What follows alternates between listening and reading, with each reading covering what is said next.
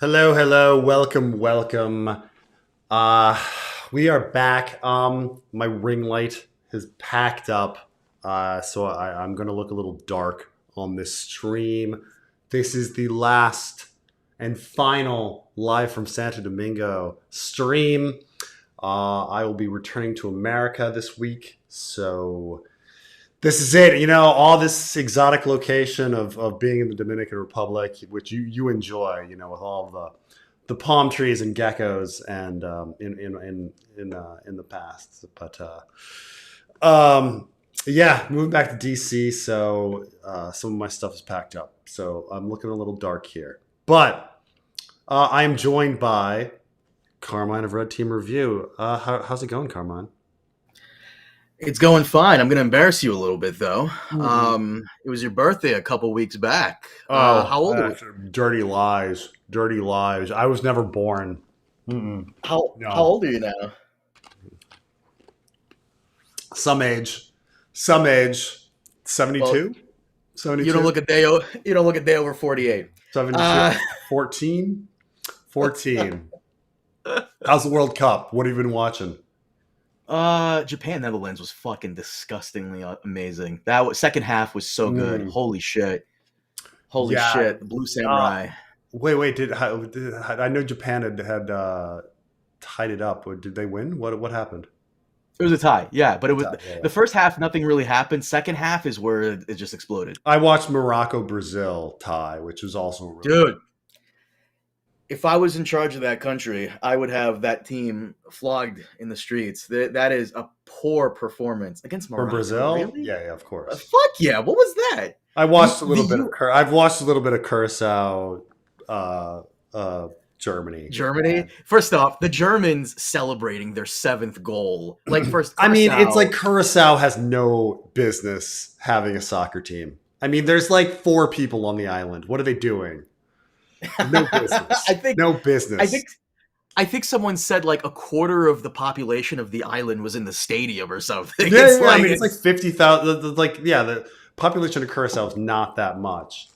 Um, Well, first off, let's be real here. Germany celebrating their seventh goal against Curacao is yeah, like who cares? it's like trying to flex on beating up a 90-year-old Yeah, blind Curacao cancer population is patient. 158,000 people. So the amount of people like viewing that game, yeah, it's like a third of 50,000 people in a stadium, 80,000 people in the stadium. It's like half the island. Like, not that the island was there, but I'm saying like if it compared to the island itself. I'd be ashamed. I'd be ashamed like getting a goal on Curacao. Getting a goal on like Brazil, France, Argentina. Yes, celebrate all day. Top tier teams. But Curacao, come on, bro. What are you doing? Might as well Yeah. kick a kitten and call it a day. US team did very good. Pulisic, Who ooh, fucking homie's got cares? skills. Who fucking cares? Like the American team, they will always lose. They will always disappoint. They're always going to lose to They Ghana, won they're against always going to Paraguay. lose to Ghana or something. If somebody equally random, that's their destiny. Their destiny. Who's in there? US Who's in their group? USA is closer to Paraguay than Germany is to Curacao. I'll give you that. I like how it's like, how did Curacao get in? Ireland didn't. Italy didn't get fucking in. Okay, Italy is not in the goddamn World Cup this year. Let me make this very Italy. clear because you don't know this. Italy hasn't gotten into the World Cup in 3 years in three World Cups. That's insane to me. That's I insane. Like, mean, what happened? What happened? The second most winning World Cup team, World Cup country is not qualifying. Yeah, but crazy, crazy. outdated practices. Their coaching ain't that good. A number of reasons. Mm, yeah, well. Uh, so tonight, unless you just want to talk World Cup the entire fucking night, um, I wanted to talk about the Gullet, the Battle of the Gullet, because House of the Dragon is coming back, and we know that the House of the Dragon season two ended before the Battle of the Gullet, largely because higher ups meddled, cut the season from 10 episodes down to 8. The perfect ending to season 2 would have been the Battle of the Gullet, but instead we now have to begin season 3 with the Battle of the Gullet. Um, But I wanted to talk about how the Battle of the Gullet, it doesn't make sense. It's a really stupid thing that George wrote. I'm going to be coughing and sick the entire stream because I have children and I'm always fucking sick. So in general, I think the second half of the Dance of the Dragons is really poorly thought out. Like I don't think I think Princess and the Queen, when it was originally written, was written very quickly, and much like the Rogue Prince, the second half kind of falls apart. What is that? That was my phone suddenly went on with my stream. That's really weird. Preston, why do you always have the same color shirts? I don't know. I just fucking have shirts, man. They're not all whatever, man. But I think when you think about, honestly though, when you think about the Dance of the Dragons, and you're like, and let's talk about this moment in the Dance of the Dragons where Rhaenyra has just done the dragon seeds. She now has this enormous number of dragons and this huge advantage over the Greens because Rook's Rest has happened. So that means Sunfire is out. Helena doesn't fly Dreamfire. So the Greens essentially have two dragons.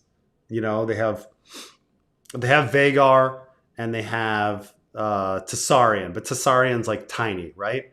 So, oh my God, I'm dying. And so when you think about the huge advantage that the Blacks have at this point in the story, where you've got the dragon seeds have Sheepstealer and Tessarion and Silverwing, and you've got Cyrax, and you've got Caraxes and Bela and Bela. Who's Bela riding? Doesn't fight. Moondancer. I mean, it's just, and then Jace has what is he? Is he? I always convict like, is it Urax or not to mention there's Sea Smoke, and like the number of dragons they have is just outrageous. And so in the second half of the Vermax, in the second half of the Dance of the Dragons, you essentially have five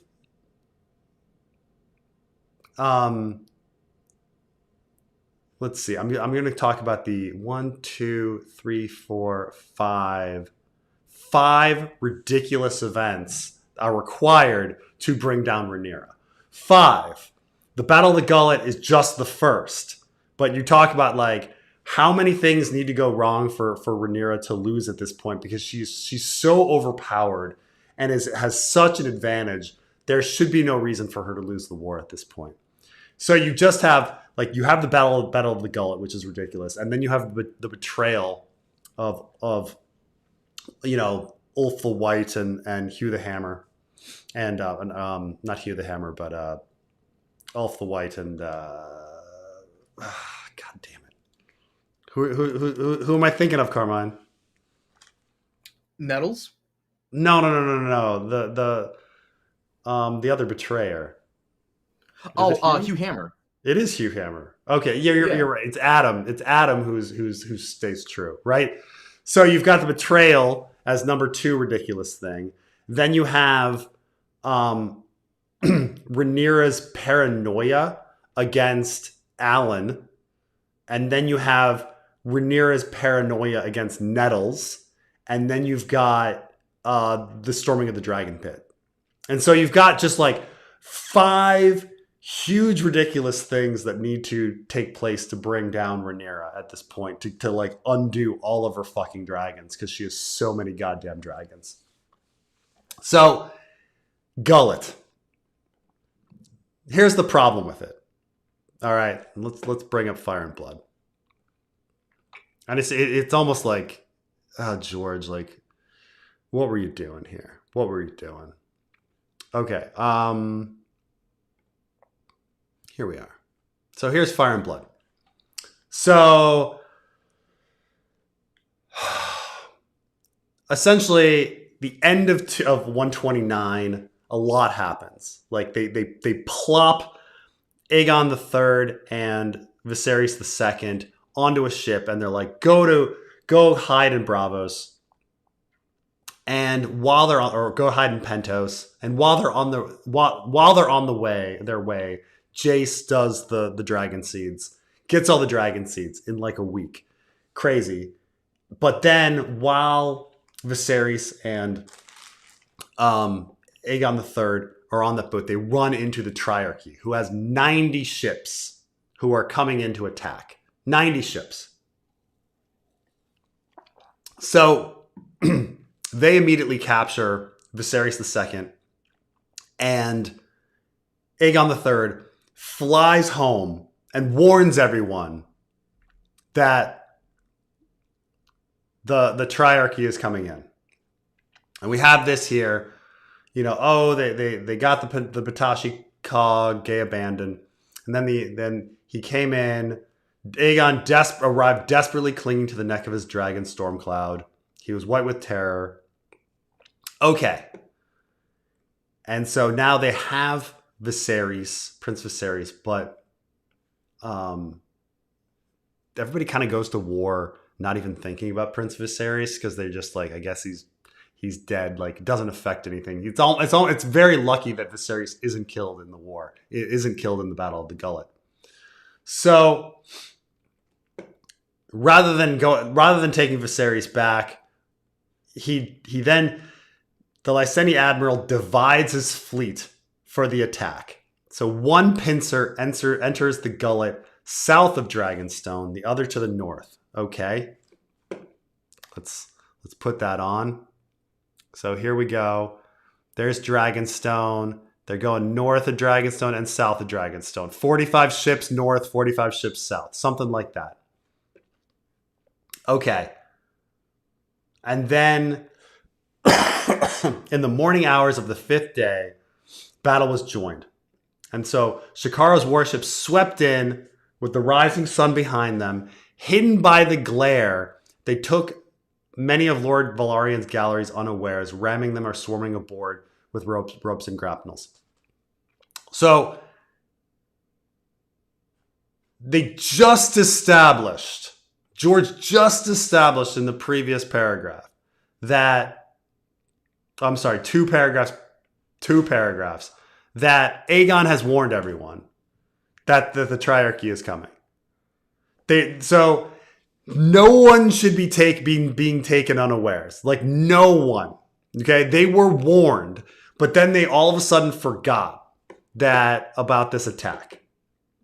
So that's ridiculous. The other thing is taking ships unaware is very different than, say, taking ground troops, like taking each other unaware. Okay, like conceivably, if I am a soldier and I run in and a bunch of people are asleep, I can kill, like, one man can kill 20 people before they're able to get their armor on and get their weapons up. But the problem is that, like, with ship battles in medieval technology, it mainly involves ramming and boarding. Like, that's how sea warfare works at this point. Ramming. Like, there's no cannons or any of that, okay? This isn't later on. Like, they don't have any of that. They've got, the way you take a ship is to ram into it, take one ship and ram into the other and hope it sinks, or ram into it and board and have everybody run in and try to take over the ship. So if you take somebody unaware, like, yeah, that's good for, like, the first 10 ships. But only those 10 ships. You go boom, crunch, crunch.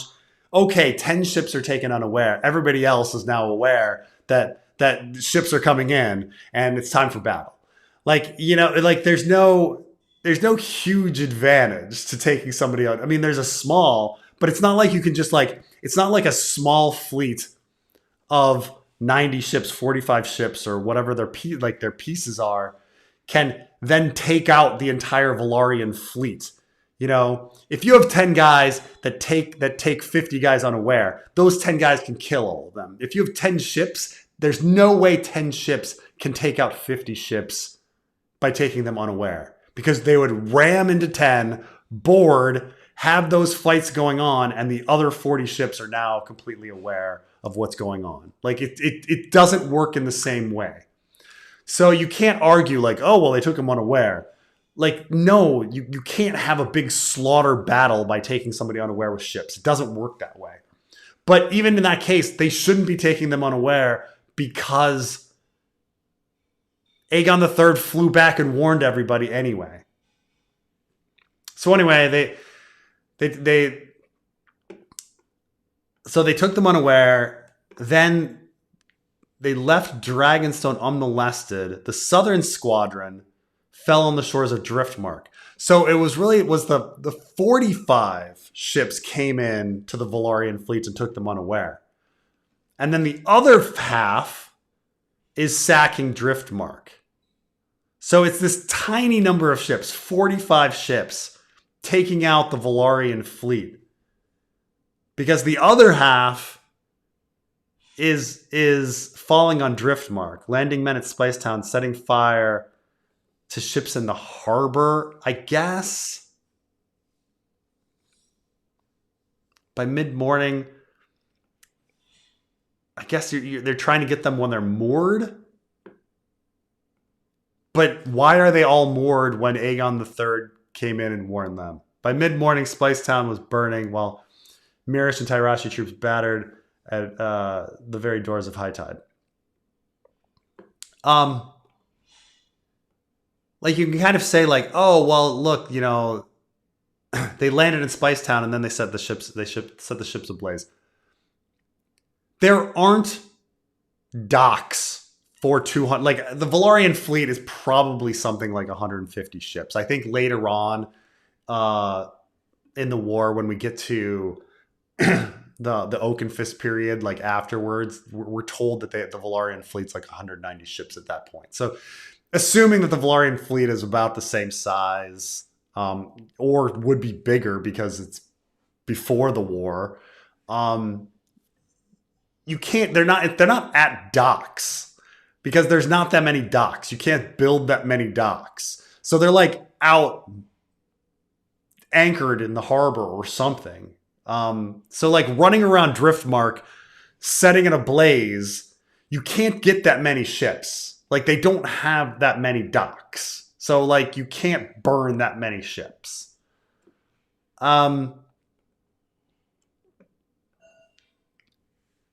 then, mid-morning burning, when Prince Viserys swept down upon them, a line of Lyseni galleys on Vermax, a rain of spears arose. The sailors faced the dragons before. Then, essentially, Prince, you know, Jacaerys and the Jace and the rest of the dragon seeds come in and start burning them. And we're talking about, it's one thing to face a dragon, it's another thing to face 5. So they've got Silverwing, Sheepstealer, Sea Smoke, Vermithor, all descending on them. And remember, like, we're talking two groups of 45. So like a dragon just needs to take out 5 ships a piece. Like, that's the 5 like each dragon against 5 ships. The line of warships shattered. One galley and another turned away. The dragons fell like thunderbolts. Screaming men. All seemed lost. And then somebody like shoots down Jace. And kills Jace. And then for some reason the battle rages on and on into the night.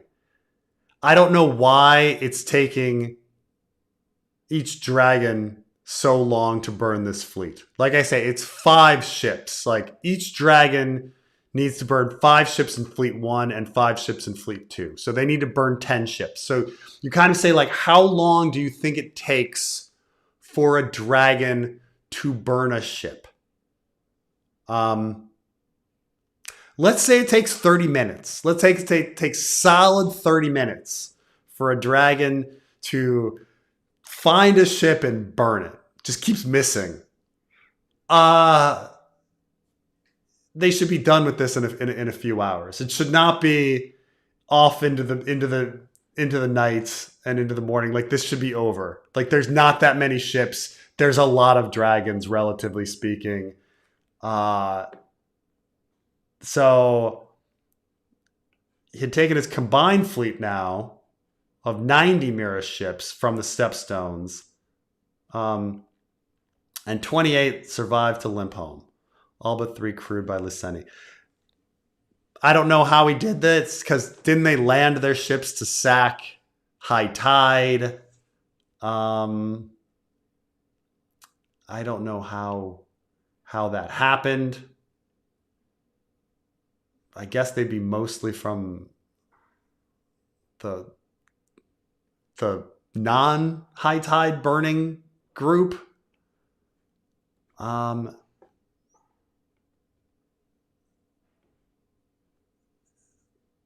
then, but in addition to High Tide, Spicetown was also brutally sacked. Bodies of women, children butchered in the streets. So, you can look here. High Tide, Driftmark, High Tide, and Spicetown were all brutally sacked. Grievous toll on Driftmark.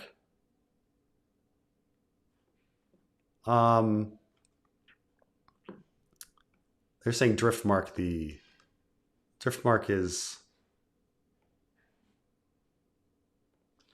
I guess, the name of the entire island. So maybe they don't mean like Castle Driftmark, but they mean the whole island there. But still, somehow they got to Spicetown after doing High Tide too.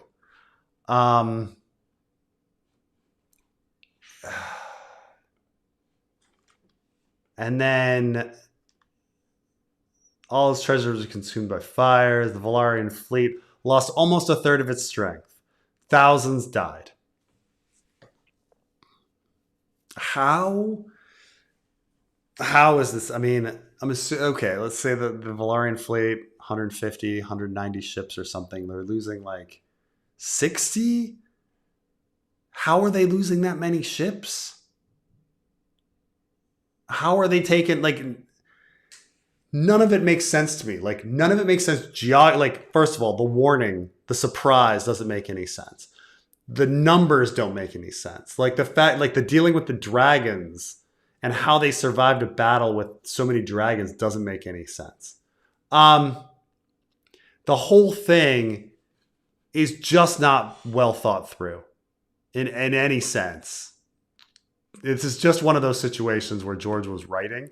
And so I will say, Carmine, we're not supposed to spoil the show here, right? No, sir. No, I would rather you not. And did you want to talk about first impressions of episode 1 at least? Sure. But I will say that, like, for episode 1, not getting into anything spoilery, but the Battle of the Gullet is the best part of the episode. My first impressions of the episode were this should have been all Battle of the Gullet and characters from Battle of the Gullet, and all of the other stuff should have been eliminated. Like, that's my feeling on the first episode. You're not even wrong in the slightest. After you said that, I thought about it for a minute and I was like, you know what? Yeah. Had this actually been a premiere episode, they probably would have done that. And people are going to be like, wait, it is the premiere episode. It's the opening to season 3. When you watch it, you'll understand why I think this is technically season 2, episode 9, and not season 3, episode 1. It should have been. I mean, the problem is that the first half is clearly reestablishing the characters for the new season. Like, where these characters let's go back and remind you who all of the characters in the story are. And so we get all of these useless scenes reminding us who all these fucking characters are. And had it been episode 9 of last season, you could have just had the Battle of the Gullet and the characters involved with the Battle of the Gullet, and we wouldn't have needed to waste our time on that other shit. That's what I think, you know. Do me a favor, like move your chat all the way up, because right now it's being updated, and someone said they saw the leaks. I don't want to spoil the audience on. Oh, Yeah, okay. scroll all the You way don't up. want the scroll. Okay.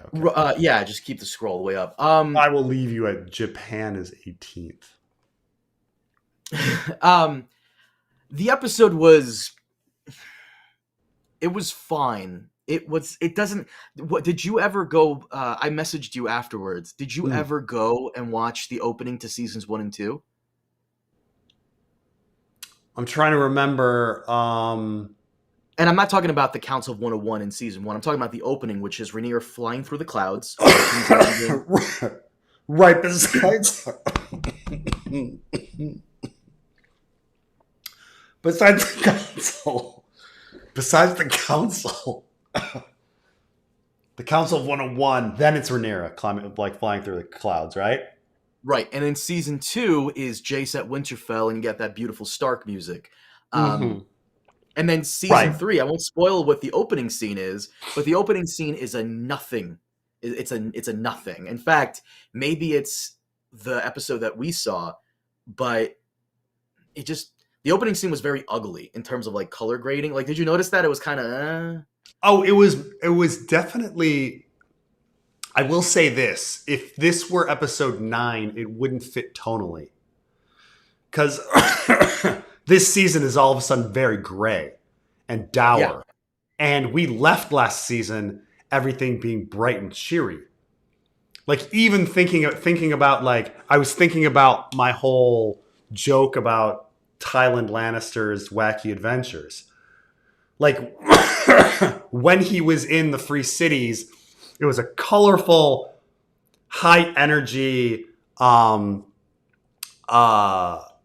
swashbuckling tone, and then now all of a sudden it's dour and dark and gray and everything, right? It does not improve later on. In fact, most of House of the Dragon has been dark and dour and gray, especially since season 2 began. This is one of the criticisms I had about House of the Dragon compared to Game of Thrones. Game of Thrones always managed to find a way to put some humor and jokes in there somewhere.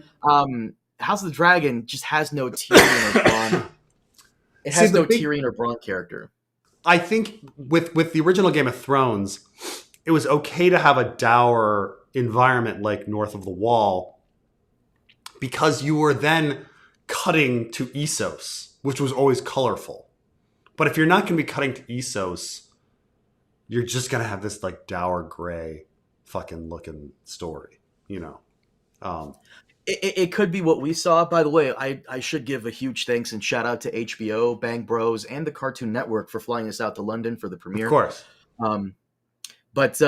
The episode was fine. Here's what I think happened. Here's what I think they did with this premiere. I think they took some of the script for episode 9 and combined it with some like completely new stuff to get you caught up on and I think the catch-up stuff was all horrible. I thought all of the catch-up stuff was horrible. Once you get to Battle of the Gullet, everyone related to Battle of the Gullet, it improves so much. But all the fucking wasted time on all those other fucking characters. I was just like, why are we here? And the answer is to catch us up. Someone says, isn't Ulf a bit of a Bronn character? Absolutely not. Ulf is just lame. I will say that the dragon seeds feel very different once you go into the new season. This people are going to compare this episode to Blackwater. I don't think there's a comparison, because Blackwater is ships attacking a city. This is ship on ship combat, and it's very different. We haven't seen anything like this. People are going to say, well, there is some amazing. I will say that the ship warfare stuff it's some of the most amazing stuff, new stuff that has never been filmed before with regards to like ship on ship combat. Like I would say it's rather chaotic. It's difficult to understand the sequence of events in the episode, but at the same time, there are some really gut wrenching, like, oh, this is an interesting scene. This is interesting. This is interesting. I've never seen this before. So I will say that they were creative with the ships in several different places through the Battle of the Gullet. I will say that, like, it doesn't make as much sense as the Blackwater. Like the Blackwater, you feel like you know what's going on, while it's a little more chaotic with regards to Gullet. But there's definitely frankly, some very good scenes. it being chaotic is by design. Blackwater is ships arriving at the port, trying to lay siege to a city, and then explosion, full-on battle, yada yada. This is different. People are going to say, well, didn't Euron do that in season 7 and 8? Euron was just ambushing people. There wasn't really a straight naval fight. In fact, at one point in the episode, not a spoiler, at one point in the episode, Corlys is alerted to the Triarchy coming, and he goes, who is it? The Lannisters? The Greyjoys? Because he knows. He's expecting, like, you know, one of the other naval powers to be coming in. I'm like, oh, no, it's the Triarchy. Oh, okay. Can I go into my ridiculous thing about yelling and Lohar? Okay. Please. I will try to find a cough drop. A cough drop. Well, you go on. About please, love of God. Lohar. This is what happens when you use Agent Orange on Cubans. So I know. That's what I do.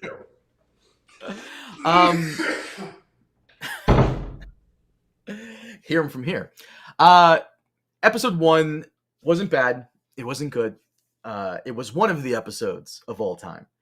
For a premiere episode, I think it was very lacking. And the ship stuff was great. And that's pretty much what saves the episode, because a lot of it is catch up. And I feel a lot of the episode was their episode 9 script for season 2, coupled in with some new stuff.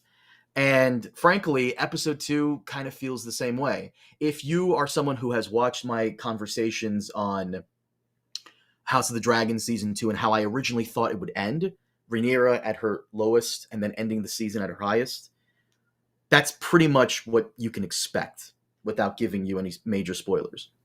And episode 2 really felt like episode 10 of season 2.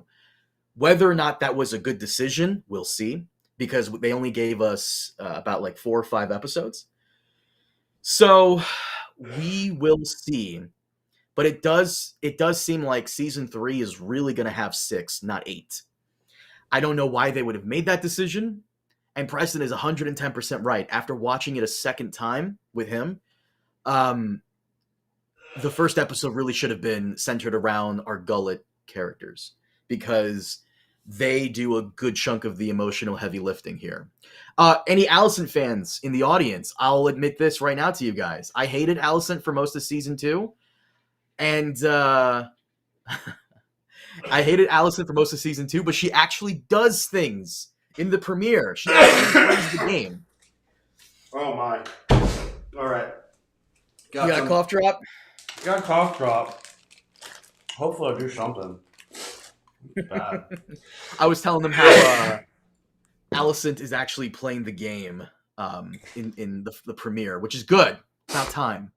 She actually does something. They're trying to get, like I say, like, there's a fundamental flaw to the story in that, you know, the Rogue Prince establishes Alicent, Rhaenyra, and Daemon as the main characters. However, in The Princess and the Queen, they're bit players. And the show has to deal with that contradiction. And they deal with it by, like, trying to give Rhaenyra and Alicent things to do, stealing things that Jace does in the book and giving it to Rhaenyra and things like that.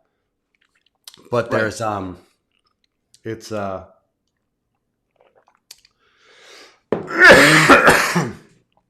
I mean,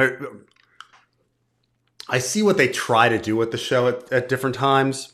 And I'm like, okay, but you know, we'll see if it works. But we'll see if it works, but realistically, it really does feel like season 3 is really going to have 6, not 8 episodes. It really does feel like that. I mean, it's very, very clear that this would have been better as the Battle of the Gullet being the end of season 2. It would have just been so much better. So, like, infinitely better. Wait till we watch episode 2. So Preston hasn't seen episode 2 yet. I have. And what we're going to do, where our schedule is going to be, we're going to watch episode 1 again, then do another podcast, and then do a podcast about that, and then watch episode 2, and then do a podcast immediately afterwards about that. Do you remember how I thought season 2 was going to end? How what season ends? Do you remember how I thought season 2 was initially going to end? With Rhaenyra at her lowest, and then at her highest? I mean, I think no. I remember that you thought it was like that season that you could do season 1. Rhaenyra's at her lowest when Luke dies, and then season 2 she's at her highest with the triumphant in King's Landing, and therefore you start the season 2 at her low point and you end at a high point. That all works. It also works to have season 1 be the death of her first son and season 2 be the death of her second son. Like that works too. They did neither. They did neither of those things. They did season 1 low point, season 2 ambiguous weird point, of like things coming in the future. So they missed a big opportunity there where they could have had. Wait till you watch season 2 and what I said. What season 2? Wait till you watch episode 2 and what I said. What I said will make more sense. But the premiere episode was. Watching episode 1 and 2 back and forth, I really think they should bite the bullet and release both episodes at the same time or combine it into one giant movie. I'm going to be very real with you. I think the premiere is not going to get high marks from the audience. No shot. And frankly, there's something that happened. It's a powerful episode because of the battle and the results of that battle. Ending. Don't say what happens in the end. No. I like the ending. But the first half of it, the first half of the episode is so stinky. The second half is great, but the first half is really stinky. It's horrible. You like the ending, by the way. I thought the Battle of the Gullet was really good. It was really, there was points where I was like, "Ooh, this is really interesting." Mm-hmm. Oh. If you're someone who likes medieval naval warfare, there's going to be a lot for you here to like. However, I will say, as someone who has seen like the first episode and the second, and I've seen some things for 3 and 4, they really fucked up hyping this season being battle, because that's well, and the thing you were talking about being off screen remains off screen. Yeah, no, it 100% remains off screen. I defended it in season 2 with Blackwood versus Bracken, and that I felt was good. That was fine. But the fact that they're doing some battles off screen here, guys, what are we doing? Why are you doing? Well, that? I had made the argument that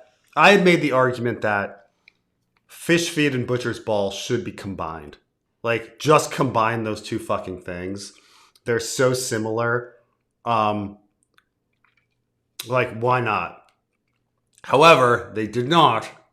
But, again, we'll come back to this next week. But man, I feel like there's a lot of missed opportunities. It just felt like a very wonky, very weird paced episode. I just did not. I don't know. It wasn't bad because they're clearly taking like scripts from last season and then reworking things. We still have the remnants of the short season. Man, oh man, brother, you're probably gonna have to end the stream early because I'm a little worried. Oh, absolutely. There's no way I can handle this. It's just that I was feeling fine, but like it's the talking. Like it's one thing when like you've got this like throat thing and you're going about your day, and then all of a sudden now like I'm doing something that's putting a lot of stress on the throat, which is talking constantly, Right. and it's doing weird things. So I apologize to everybody. And now it sucks because I wasn't able to stream last week or the week before, and for various reasons. And like, it's like I wanted to be back, but it's really it's I'm letting everybody down. Sorry, guys.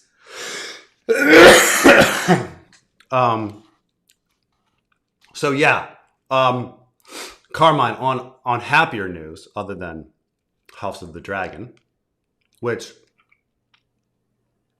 before we leave House of the Dragon, overall, do you think the first 2 episodes were okay, bad, good? What's just generally? The first episode was fine.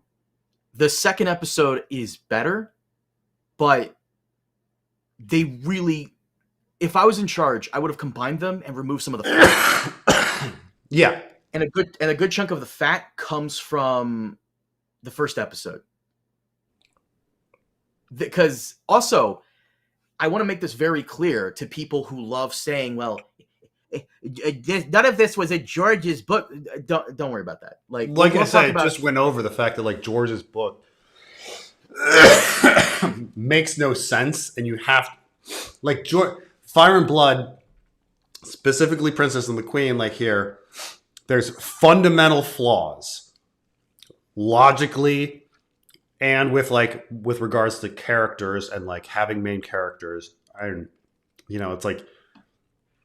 it's like having an episode of Friends where, like, imagine like, okay, I'm gonna write a couple episodes of Friends, right? And in episode 2, we're gonna have a bunch of events that don't involve Chandler, Monica, Phoebe,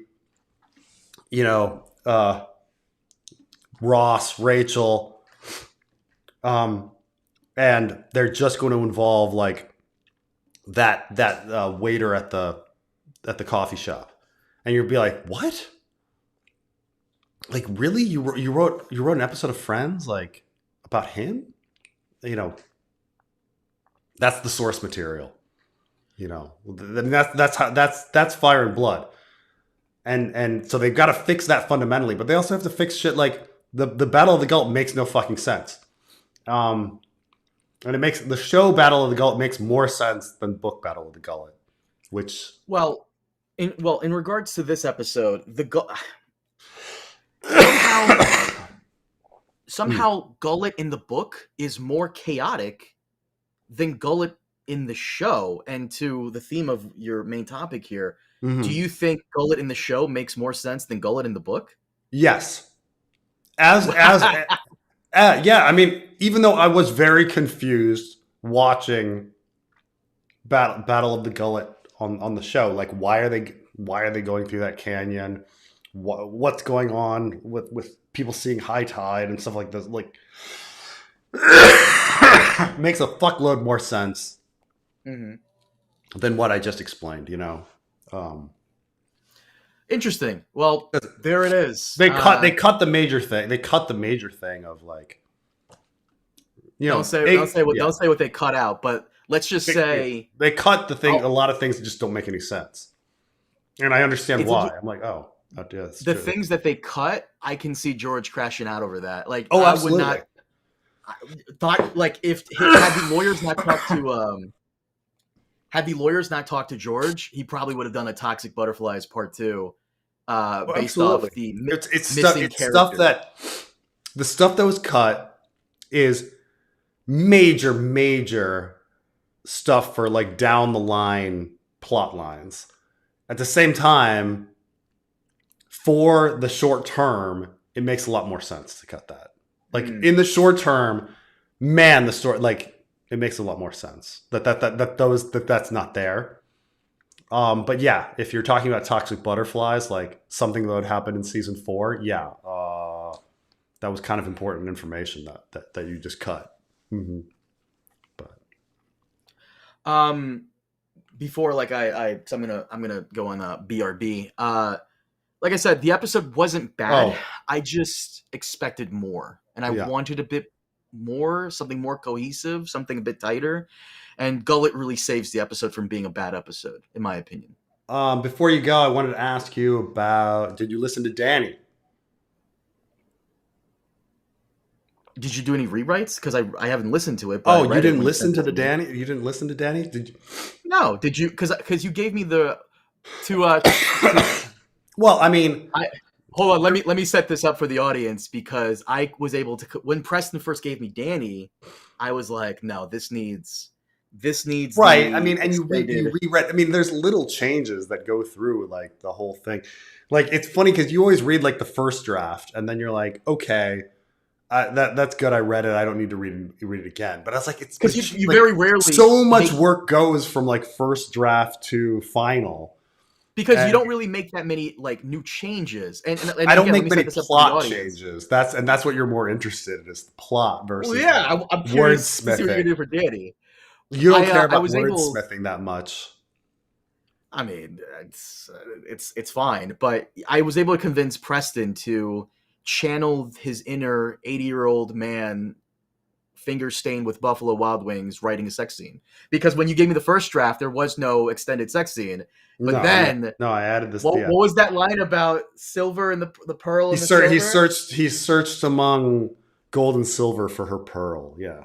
Aha, that's good. That's good. That's some good shit. Disgusting. That's gonna be good shit. Disgusting. That's good shit. Yeah. Yeah. No. Did you add anything else story wise or? Um. No, not much. Not much. I mean, I'm trying to think of like from the beginning, where like from the chapter call to what was published, like how much changed. And it's like we cut off the ending of her returning Hmm. to Karth and having her ship there because it'll have her having her ships there because it's just kind of implied that she's going to get them, or like you can go to a Danny chapter later and she'll have them, and it's just like, okay, you don't need that. Let's end it. Let's end it at the most emotional point, and then not have everything else. So that I think is like one of the more major changes. But otherwise, like plot wise, it was nothing changed much. Yeah. Okay. But Well, yeah, here's the thing. did you like the dwarf? Well, again, I like the first draft, but if you're telling me that the final cut is a bit different, then I'll give it a listen. But I will say this: you gotta channel your inner George more. You gotta put more like descriptive sex scenes where the reader goes, "What the?" You gotta put more of that shit in there because your first draft had none of that. You glossed over it. I It's can't do coming that. fairly soon when I deal with the Quentin story and Oh, his. really? Oh Oh God, it's gonna God. get real. This is gonna get really awkward because we're gonna have some Quentin Missandei stuff that we have to deal with. She's Isn't Miss Sandy not. like a man? Miss Sandy, but Miss Sandy's gonna be like she's old, but she like he Ugh. he thinks she's young, or she looks young even though she's old. That kind of thing. That kind of like Oh, awkward. that's what you did. That's Yeah, yeah, what you yeah. did. Okay. Right. Well. There's this weird episode of Star Trek where there's a transporter accident, and some of the crew is turned into children, including Picard. Picard's turned into a child. Whoopi Goldberg is turned into a child, and so is Miles O'Brien's wife, the transporter chief, who's later on Deep Space Mhm. Nine. His wife is turned into a child, and I remember a post being like, "What if like they weren't able to turn them back? Like, wouldn't that be really awkward? Like for his marriage, like." It's like Someone says here, like someone said, Missandei a man. I thought the original plan that Preston was going to do is that Missandei is actually like a guy who's been pretending to be a girl this entire time. So I was like, oh, is that's that what kind you're of doing? funny. That'd be really funny. Yeah. We already had that with Aleros. It's like I don't need to do that again, Right, you know. Um, right. I'd be treading the same. I'd be treading the same area there if I did that again. But But no, for the most part, House of the Dragon premiere, I think people are going to have problems with it. If I was in charge, I'd either combine it into one giant episode or release both of them at the same time because that makes sense. Fuck it, I would have released episodes 1 and 2 as season 2.5 because episodes 1 and 2 feel massively different to 3. And this is something I spoke about with other people who got the screeners, and they felt the same way. So, yeah. I'm going to let you go do your thing. I'll be here. Just message me on Facebook if you need me. Okay. By the way, this is a very kind of funny joke somebody had here. Rumor is Curacao blew someone to get in. Curacao Blue is like the special drink they make in Curacao. So anyway, thoughts on the exec issuing passports not vetted by the State Department? The Knicks only won because Loris's mayor was in heat. Refs were paid off. I mean, when a team wins 4-1, it's hard to say that it was a fluke. But I'm always up for spreading the wealth in sporting events. Like, I find it really weird when, like, in American sports, generally speaking, with each sport, one or two teams has won a disproportionate amount of championships or Super Bowls or baseball World Series, like, versus the others. Like, you look at baseball, and the Yankees and the Cardinals have won like a third of all World Series, and all the other teams have won the rest.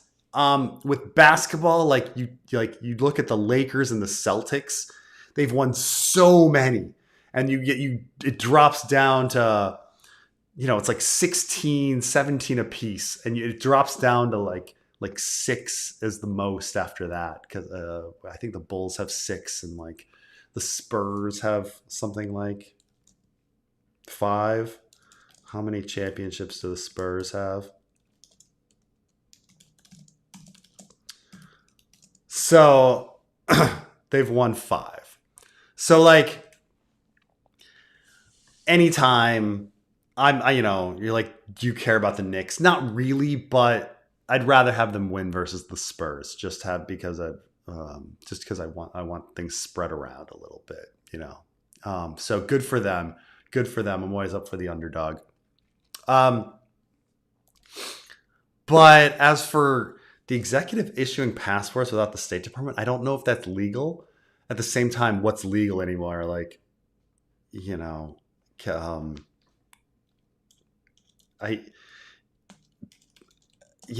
wants to do things without it being without the law, but I don't think it can be done without the State Department. I don't think that it can be done without the State Department's buy-in. That's just impossible. It says under U.S. law, Department of State has sole authority to issue passports. It must be like this is long-standing law and authority. You would need a massive change of law in order to do that, but it's never. It's just one of these things where, like, you could possibly see something like that in the news for a second, and then they'd be like, but that's against the law, and then it'd end up in court for years and whatever. All right, Siren the Wise, love the chapter. The Pear-Shaped Man and the Sand King's blend vibes were awesome. Also, fuck House of the Dragon season 3. Can you just make Daemon the hero? I know. Well, Daemon the hero. It's we'll see if I even have like the fragments of that, or I'd probably have to start over on it again. But yes, Siren the Wise. There's a couple references to the glass flower in the latest Dany chapter. So, for instance, when the servitor talks about the different wizards, he says Kramer Delhoun has left, as has Cyrane the Wise. Wisdom Cyrane is the main character. Kramer Delhoun is one of the people that goes for the mind swapping game in Glassflower. So there's a few references there to that. But yeah, and then when you talk about the pear-shaped man and Sand Kings, this idea of blended consciousness, which is just a massive George thing about people feeling each other's thoughts and stuff like that. Like Danny landing and Drogon letting out a grunt is kind of the like that kind of pear-shaped man kind of aspect of the two hungers blending into each other and not being sure what's what. And her fearing that the House of the Undying, like sucking in her consciousness and having her not be the same. So thank you very much. Yeah, Danny was finally out, and it took a while, but it's good to have that finally at the point where we're like turning the corner. I was nervous about it because I didn't feel like it was as emotional as other chapters have been. But I guess a lot of people were read it and they really felt bad for Goro, and that kind of struck them. So I was worried about Danny's voice not coming through, or feeling like a Danny chapter. But I'm glad it came out okay. But man, there's a lot of like moving plot in that as well. Like this is going forward. Especially with regards to like revealing who Quaithe is and Danny getting a fleet and what's happening with the Dothraki and all of this kind of stuff. Preston, you're missing the UFC extravaganza. Is it still raining in DC? That's the thing.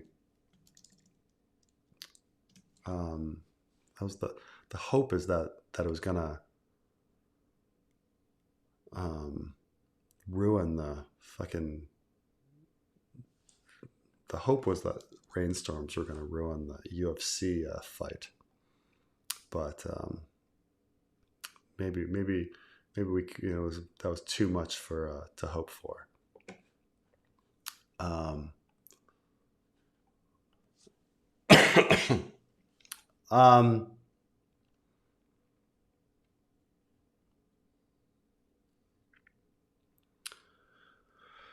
Great work on the Danny chapter. Very interesting contrast to her first. How do you feel about improvement or developing chapters?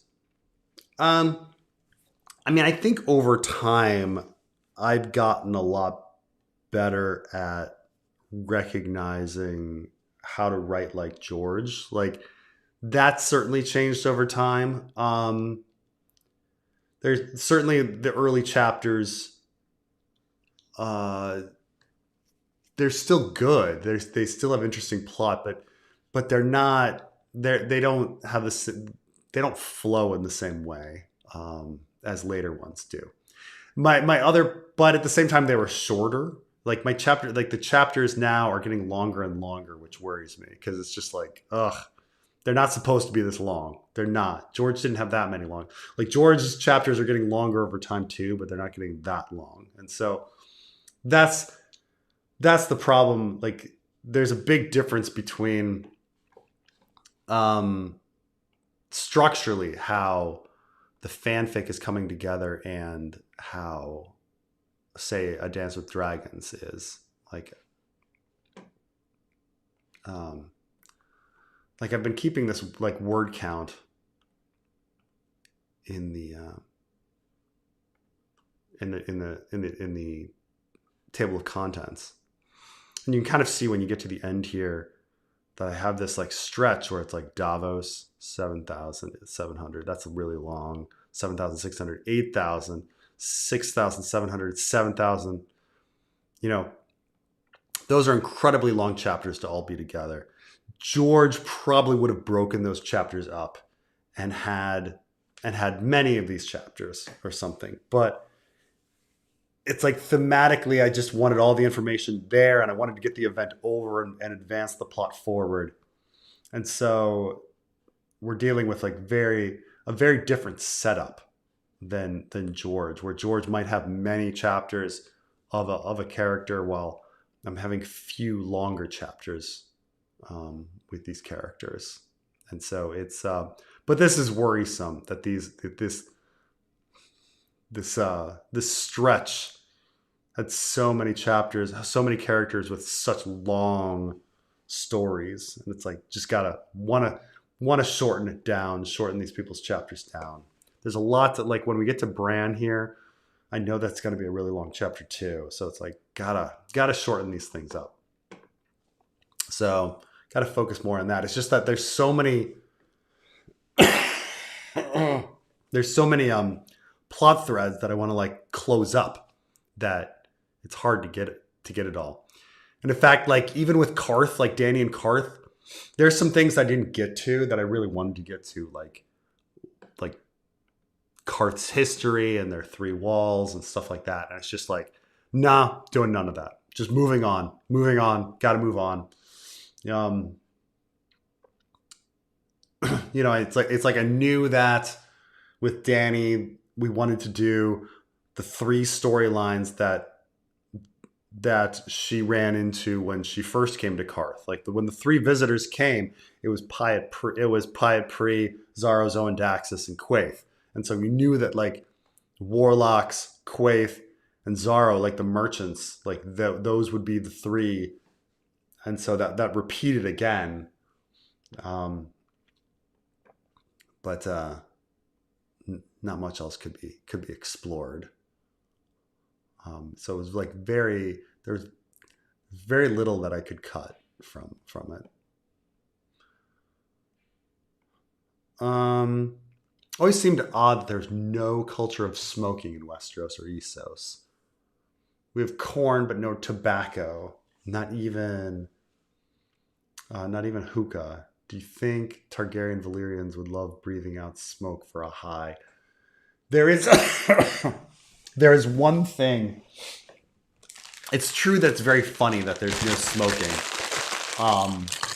in Westeros or Essos. Like we don't hear about any of it. The one exception is that at the House of Black and White, they have like candles,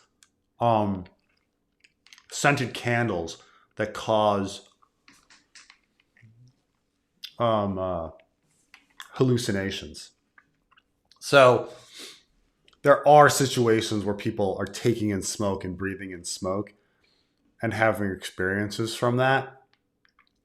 Kind of like in a hot house, smoky sauna kind of situation. Well, I suppose, but yeah, not specifically like in a pipe or a cigarette or whatever. So yeah, it's just one of those things. I mean, we got sour leaf, but it is funny. It is funny that no one wants to do any smoking in the entire world. But yeah, that's the only one. I mean, I guess because who else? I mean, does Melisandre? Does she have anything with smoke in the? Yeah, she has powders to make smoke, and then the smoke also causes people smoke for truth, smoke for lust, smoke for fear, and the thick black smoke that could kill a man outright. So there's some breathing in of smoke, but not in like an actual pipe or enjoyment kind of thing, like tobacco.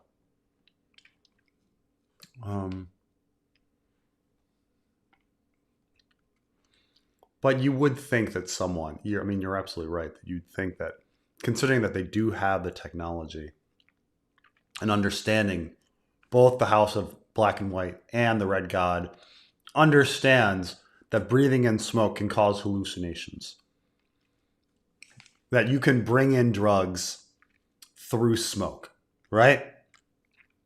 That it would exist in other like for recreational use. Like it's not a mystery. Like it's not like the world hasn't figured it out. So I'd say it's even worse here than just like, they don't have it. Like because they've actually established that they do understand the principle. Several different cultures understand the principle of ingesting drugs through smoke, and yet there's no smoking of like tobacco or anything like that. So yeah, I'd say it's it doesn't really make sense. I mean, in our world, almost every culture was breathing in smoke. I mean, everybody figured it out. Um,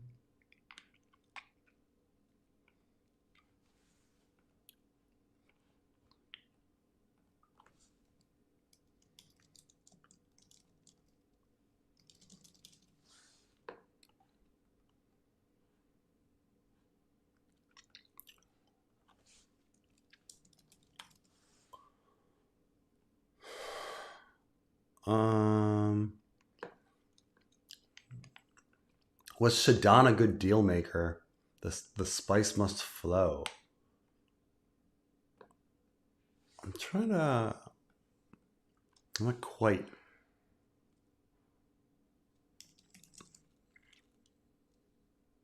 I'm not quite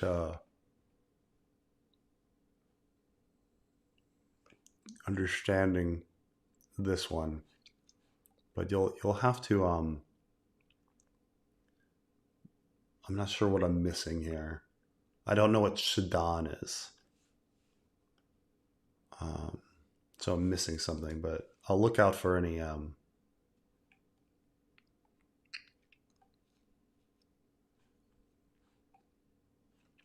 follow-ups from Tomello on like what is meant by Shaddan and the spice.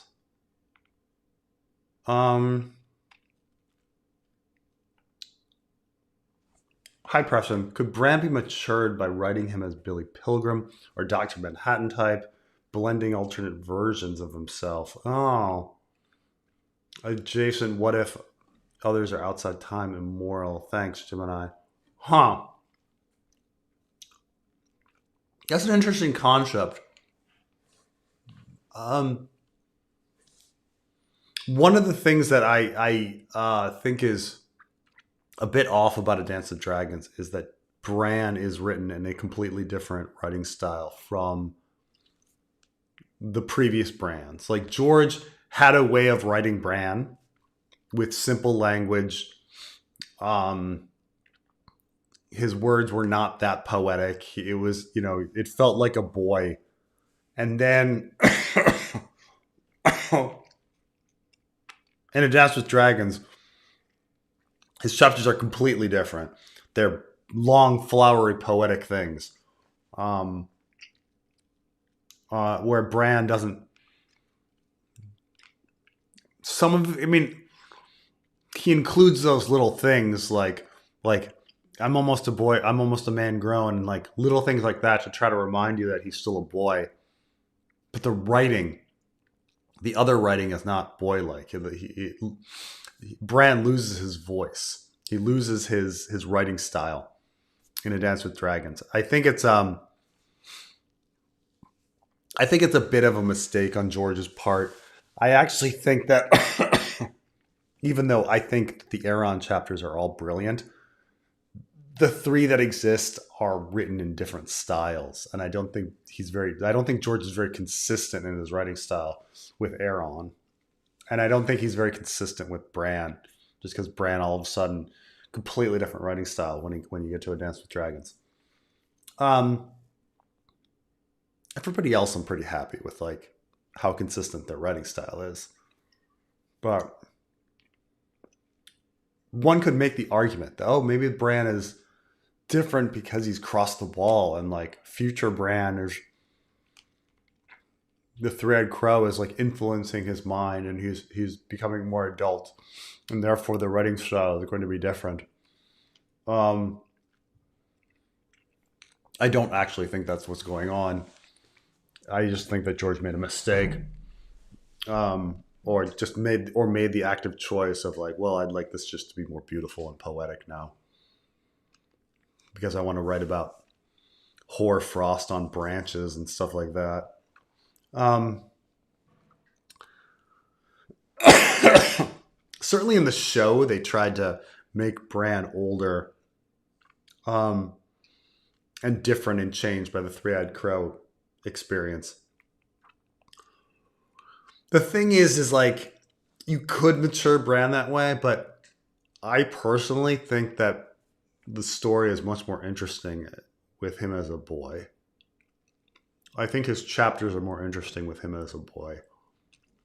I like the contrast of there being child chapters and male chapters and women chapters and being different voices, crazy people, sane people, immoral people, moral people. Like that's one of the fun things about Ice and Fire is when there's differences. And that having Bran be an adult, that just makes him into every other fucking character, you know? Like I don't like the, it's like I personally don't like the characters to all grow up to be adults. I understand that this was George's plan, but one of the things that's really fun is that you keep changing to very different voices. And I don't know if I want Bran to his voice to become like an all-knowing adult, you know? Because one of the things that's really great about him is that he's got the emotional maturity of a boy. What do boys think about? You know, they think about their mommy and their daddy and pretty girls and stuff like that. So it certainly could be done. Absolutely. You know, just like they did in the show, they changed Bran's personality once he merged, and there was all this blended consciousness and everything. But I really enjoy him being a boy and having that contrast.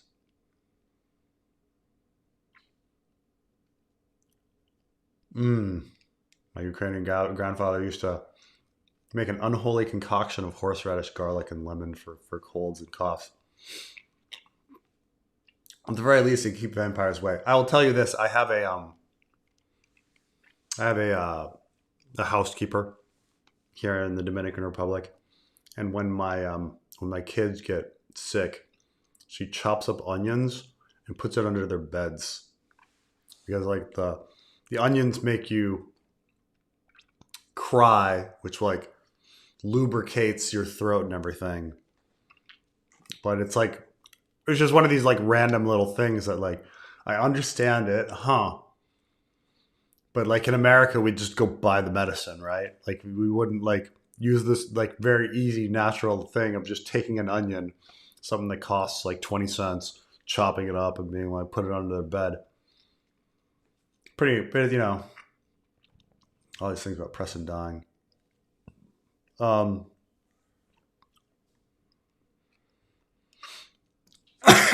Killing her son. Allison killing her son is playing the game. That's funny. That's very funny. I was not a fan. Like, I've only seen episode 1, but I haven't been really a fan of like Allison in so far in the season. And I mean, I'm not a fan of not necessarily what the character's doing. I'm not a fan of Olivia Cook's acting choices like this season so far. But it seems a little weird to me. But we'll see. Maybe it'll get better. I don't know. The real lemon gate is John squeezing that lemon. This is referring to in I did my last going over a Game of Thrones, the last John chapter. John is giving Mormont breakfast, and he's Mormont has like a beer, and he likes to have lime in his beer, and John takes this lime, even though he's got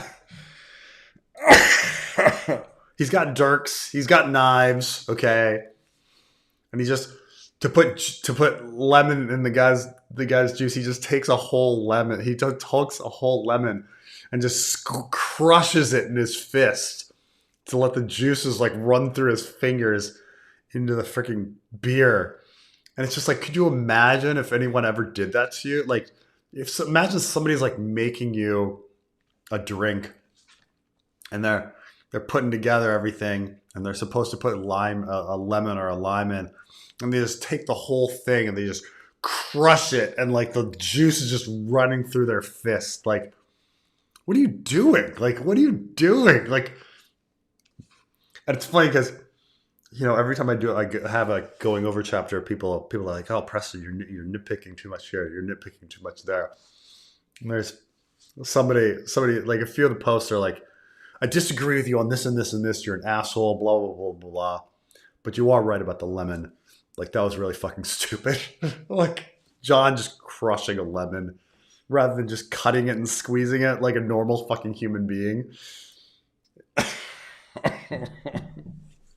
The real lemon gate. It's true. It's not. It's dry cough. It's not productive cough. It's like, is it a dry or productive cough? No, not productive at all. I don't know if you guys are familiar with, like, if you're sick, the productive cough is you've got something in you, like a big piece of snot, and the cough is bringing up that piece of phlegm or snot. Well, an unproductive cough or a dry cough is it's just tickling, and you're coughing and you're getting nothing out of it. You're not pulling anything out. You're just coughing. That's where I am right now. It's nothing fun.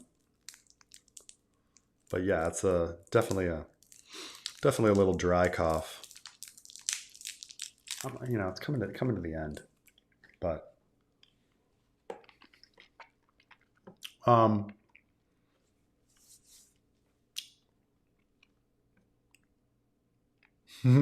hi Preston, is Westeros ever going to colonize Sotheros or Essos? Well, I mean, the big difference between Westeros and our world is that it never leaves the Middle Ages, right? It just goes on for 12,000 years of Middle Ages. Well, we maxed out at 1,000 years, so like they never get to that point. They just have something that sends them back. Never gets any better.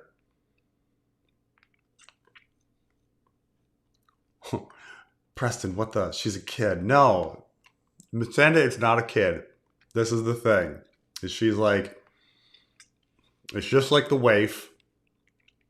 In fact, I've gone over like the waif and Missandei are paralleled in many different ways. You're supposed to be suspicious of Missandei as a faceless man. Of course you're supposed to be suspicious of Missandei as a faceless man. Like, everyone, like, I know Missandei is, like, I'm not saying Missandei is a faceless man, but you're definitely supposed to think that maybe Missandei is a faceless man. Everybody fucking is supposed to think this. George has written it that way. She's appearing randomly with no one thinking, with no one hearing her.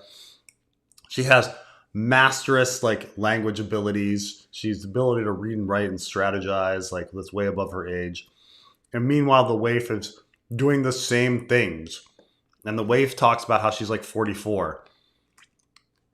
So, no, the idea that Missandei is older than she is, it's in the text. You're supposed to be thinking that this is a possibility.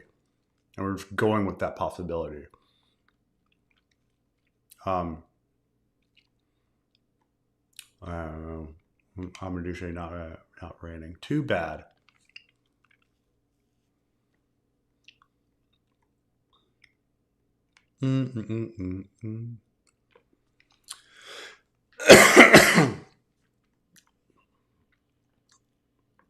Oh, shout out on the front. This is Dune.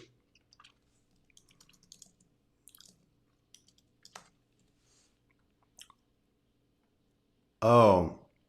Oh, Shaddam.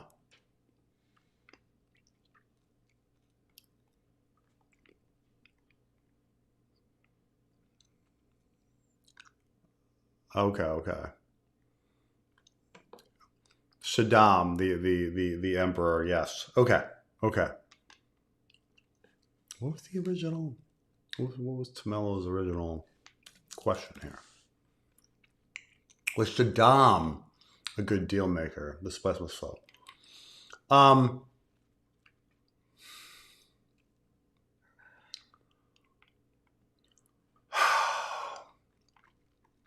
I never understood. I mean, I like Dune like anybody else, but I never understood the premise of the first like book, right? Like the Harkonnens and the Emperor conspire to give the most powerful planet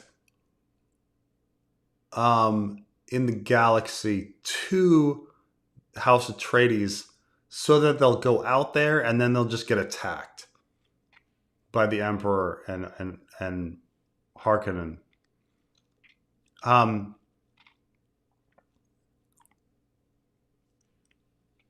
It's like, if you're gonna do something like that, just attack them. Like, just attack them on their carrot and rain planet or the ocean planet. Like, why are you giving them the most powerful planet and giving them control of the most powerful planet with all of the spice before you attack them? I never really got it. It doesn't seem like a very smart move. You know, like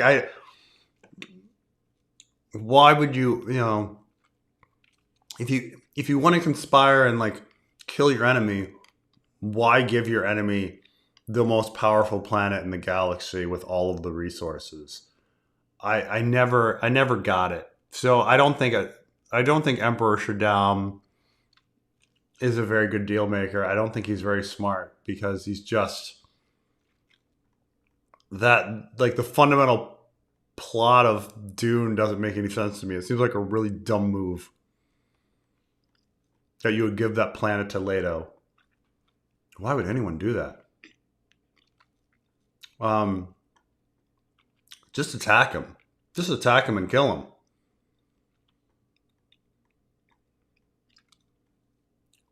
Why? It's like, the United States is like, okay, we want to attack China, so we'll give them full control over all of the oil in the Middle East. And then the Chinese like move in, and then we attack China. Like, how is that better? Is it like specific positioning of like ships or something? Like, what's going on? But I don't know. Maybe someone can explain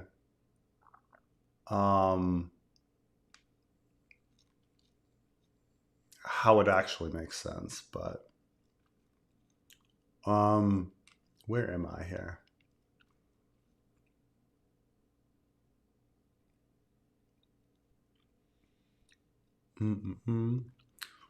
This thing, Preston taking choices that make him look worse. Nah.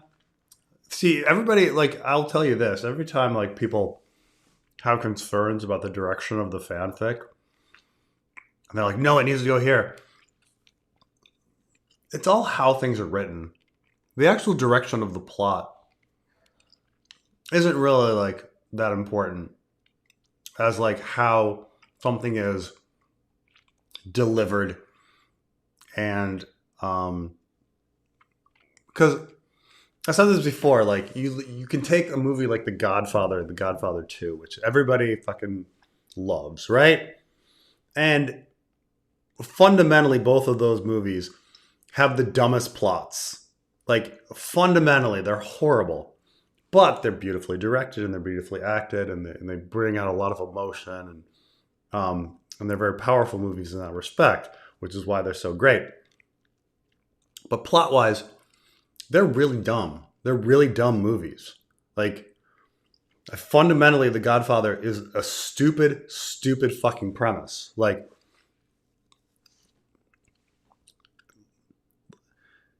the whole you have an entire movie about how when you take out the head of a family, the children take their place and the cycle of family continues.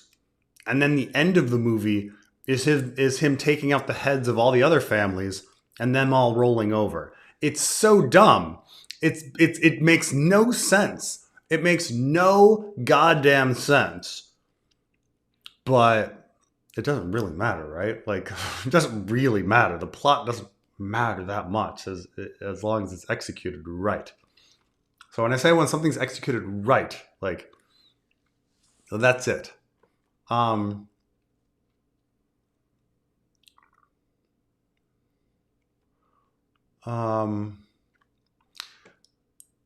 I disagree with this completely. So this is switching to politics here. All this drama in the U.S. happened because Barack Obama became president twice in a row and supported Hillary Clinton and then Kamala as his successors. Not really. No. This is like this whole like, you know, like, you're forgetting that people out there in America are idiots and they vote for people. Like all the agency and decisions don't rest with the Democrats. Everyone's just like, well, the Democrats didn't do this. You're forgetting that all these other forces are working together for something else. You know, like Fox News and all the right-wing media exists controlling just millions and millions of people and how they get their information. And that has existed for a long time. And it's like, you can make these arguments that, if a different candidate would have been run, they would have won. You have no fucking clue. It's Monday morning quarterbacking. Like, you've got all of these special interest groups, all of these lobbyists, all of these billionaires, like fucking, like, how many billionaires are flowing money into the Republican Party so they can have their tax cuts? And you're making the argument that, like, that, oh God, it was such a huge mistake, like, that Hillary Clinton was pushed forward or Kamala Harris was pushed forward, like, against this, like, huge, enormous fucking, like, tidal wave of money and power. You know, as if you don't have this massive right-wing media, like, pushing this narrative. If you don't have just, like, so much money pushing these candidates that want to give tax cuts to billionaires and now trillionaires. Like the only people, all fault must only be put at the feet of Democrats. As if, like, no one else in the universe has agency. Nobody in the universe, like, no one else is making choices. No one else is making decisions. The only things that matter are the choices of Democrats. Like, it's ridiculous. You know, it's just somehow, like, everybody, you know, these people that believe that, like, if Bernie Sanders were run, that somehow, like, everyone would have voted for him and we'd be in this utopia. And it's just like, oh my God, like, no, like, no. You think Fox News and Newsmax and all of those people didn't have, like, a huge narrative on how they'd bring him down too? Do you think the billionaires would have rolled over for him? You think, you know, they wouldn't have been funding the same people against him? I mean, come on. Ridiculous. I love how it's just like, you know, because, like, really, this is the only cause. The only cause in America is just are the choices of Democrats, not, like, the choices of, like, the individual choices of voters, like the millions and millions of people that vote, or the choices of donors and their money.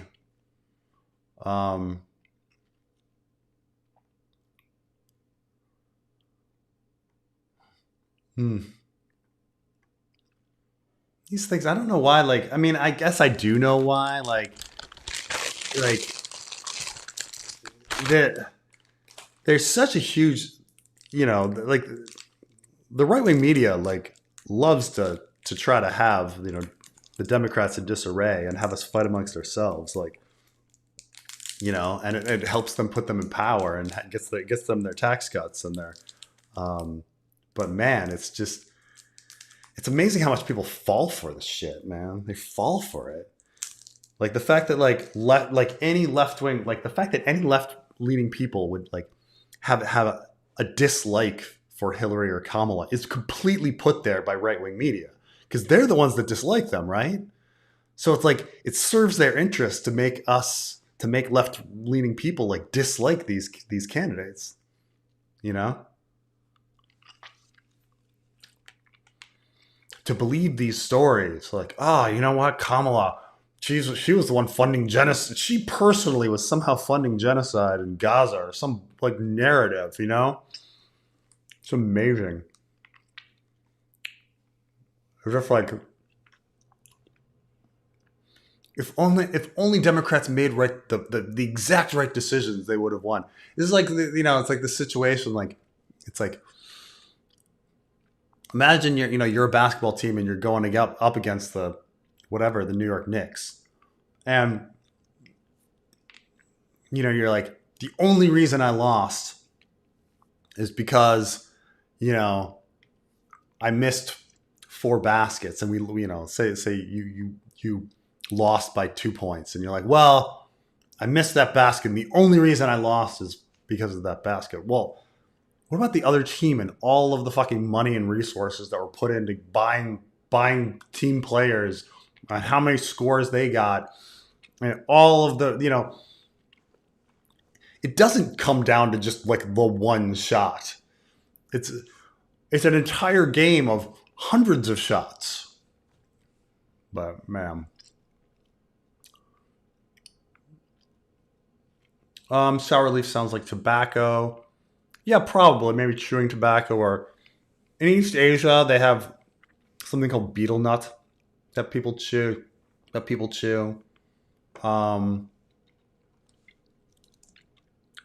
But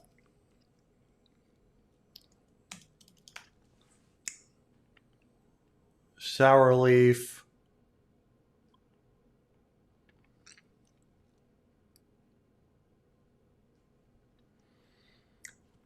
I mean, a lot of different cultures they would chew different leaves, but yeah, betel nut.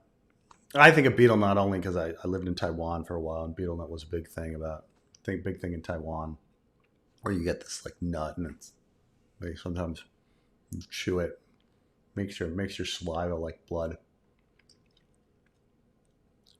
Um. Mm-mm.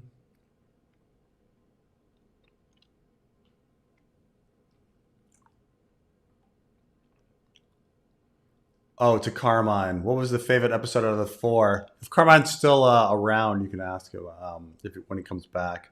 Ask him about like which episode of the. Cause, well, I think he might have only seen the first 2. I don't know if he's. We're supposed to watch the rest of the 4 this week.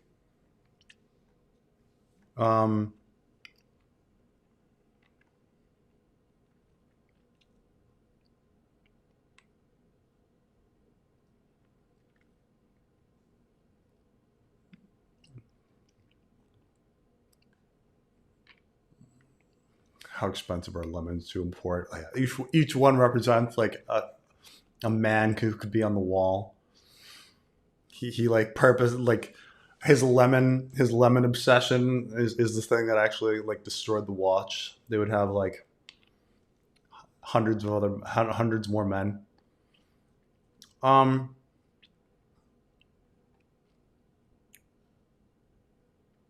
is this a good moment to print a first volume of the fanfic? I recently got a job at FedEx. I don't want to use my discount for you guys' work. I've been thinking about eventually when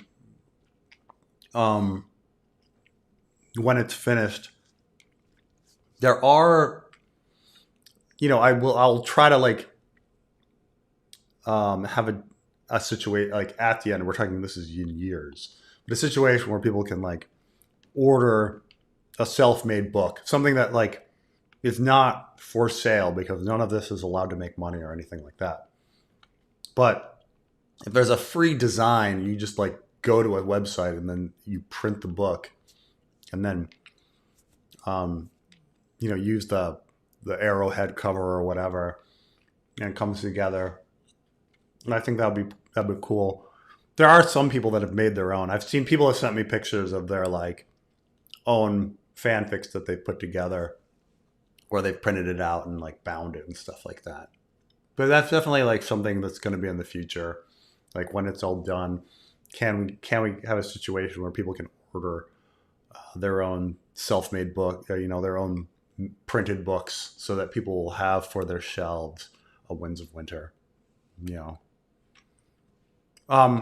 If you think that it needs to be in 2 volumes, we are near the halfway point. I think the halfway point. I'm calling the halfway point after we get Cersei and Bran out, Cersei 2 and Bran 2 out. So in the next 2 chapters, they'll say that that's like the halfway point. And then you gotta print that as volume 1 if you want. Got to figure out what way to have it in, something that would be nice.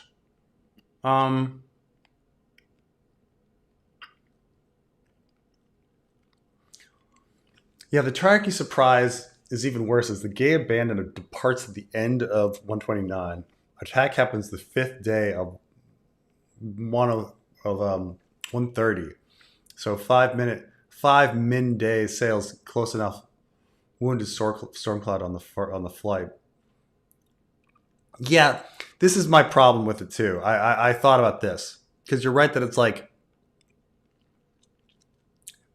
he's leaving Dragonstone. The ship is leaving Dragonstone. Gay Abandon's leaving Dragonstone, and then they in the waning days, but then they have to do the whole Dragon Seed adventure. So yeah, minimum time for the Dragon Seed, like calling the Dragon Seeds, would be like a week, and then they run in, and then the attack is on the 5th day. So at some point, like, there's 5 days out, they get captured, and then I suppose you could claim that, like, yeah, they definitely left in 129. So you're right that, like, even if they left on the last day of the year, which they didn't, it would be more like they left 5 days before the end of the year, and so there was like 10 days. But they're at least caught, and there's days for people to prepare for the attack, because Aegon the Third flies back and tells everyone what happened.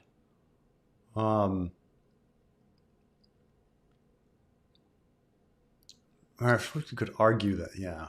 I mean, wherever they got him, it was there was days. I mean, he had days. I mean, you could probably make some sort of argument that, like, somehow the winds were against them, so it was like 10 days, and they didn't get very far, and the winds were with the Triarchy, so it only took them like 2 days to go the other direction. And he was actually captured like on the 3rd day of the year, but it's still days of warning. Minimum 2 or 3 days of warning. Maximum weeks on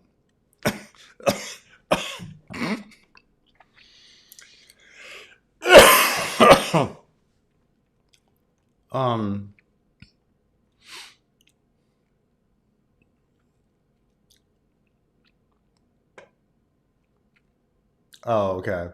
Press to misunderstand. I was not blaming the Democrats. I was saying people made their choices in the election since 2000 for the dumbest reasons. Oh, I mean, they always do. My whole life, the elections have been about really stupid issues. I mean, keep in mind, like, when I was a child, George H.W. Bush was running against Michael Dukakis. Michael Dukakis was doing very well. He was winning in all of the polls, and then all of a sudden, Bush switched his strategy to talking about the issue of flag burning and trying to make Michael Dukakis look like personally like a wimp. And it worked. Like they talked about the issue of whether flag burning, like Bush one ran on this principle of like there should be an amendment, stop like preventing the burning of an American flag. Like it was just one of the most irrelevant issues, just like all the issues on trans individuals it's such an irrelevant issue to most people's lives, right? They should not. They should. We're talking about like these people that they don't have health care, and they should be making decisions on that, and then they're being told that whether or not one or two athletes joins women's sports should be like the main thing, and they get angry and riled up about that. But yeah, it's been my whole life that this has been the case in America, where fucking flag burning.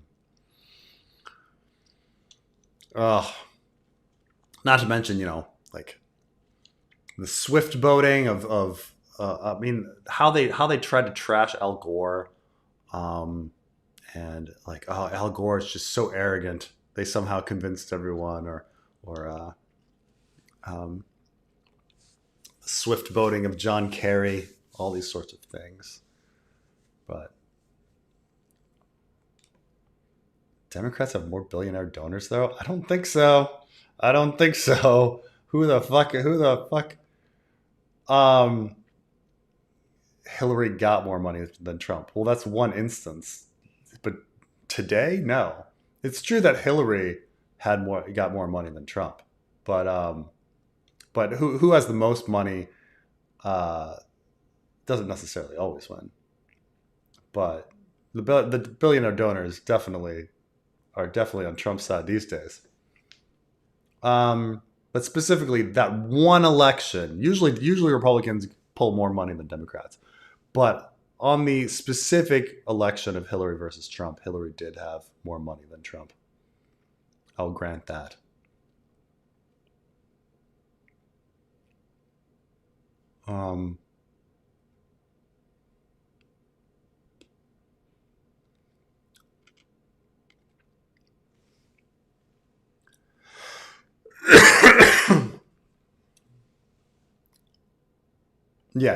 Yeah. No, I did. Yeah, that's how I interpreted it. So if you meant something else, I'm sorry. But yeah, it's just that so many people like to blame all the situations that we're in on the Democrats. Like somehow blaming the Democrats is like when Republicans control all the branches of government and billionaires are controlling our lives and forcing AI down our throats and building data centers, and somehow it's still the Democrats' fault. Everything's the fucking Democrats' fault, apparently. Everything's Biden's fault. I think I saw an article. It was like, it was a political cartoon. It showed a broken window. It showed an elephant with a bat, and the elephant says, "Biden did it. Also, can I have my ball back?" I was like, that is precisely the situation. Harkonnen had dunes set up for it before Atreides. They laid traps and set up the terrain for ambush while Leto was transitioning Denebolit towards Landstrad. But this is what gets me, though, is that this is a universe where they've got spaceships, right? They've got aerial kind of stuff. So they didn't need to lay any traps. Like they had all this stuff to just go and kill Leto in the first place.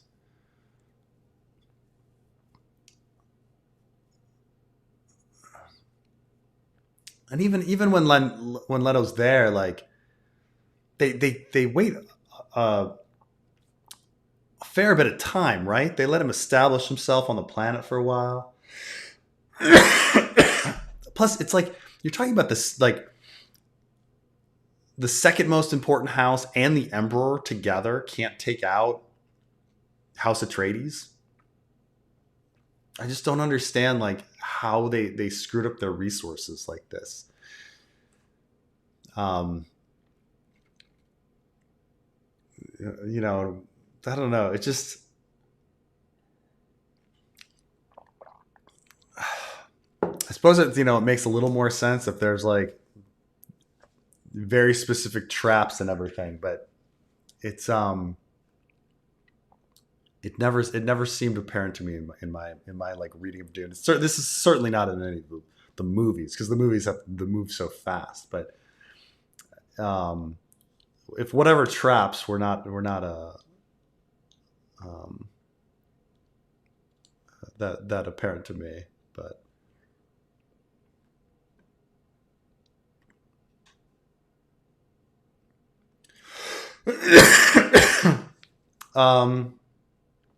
Joe Biden being very electable is something my millennial brain can't understand. You got to remember that Joe Biden was really charismatic guy, and also you got to remember that he was very popular with Black Americans.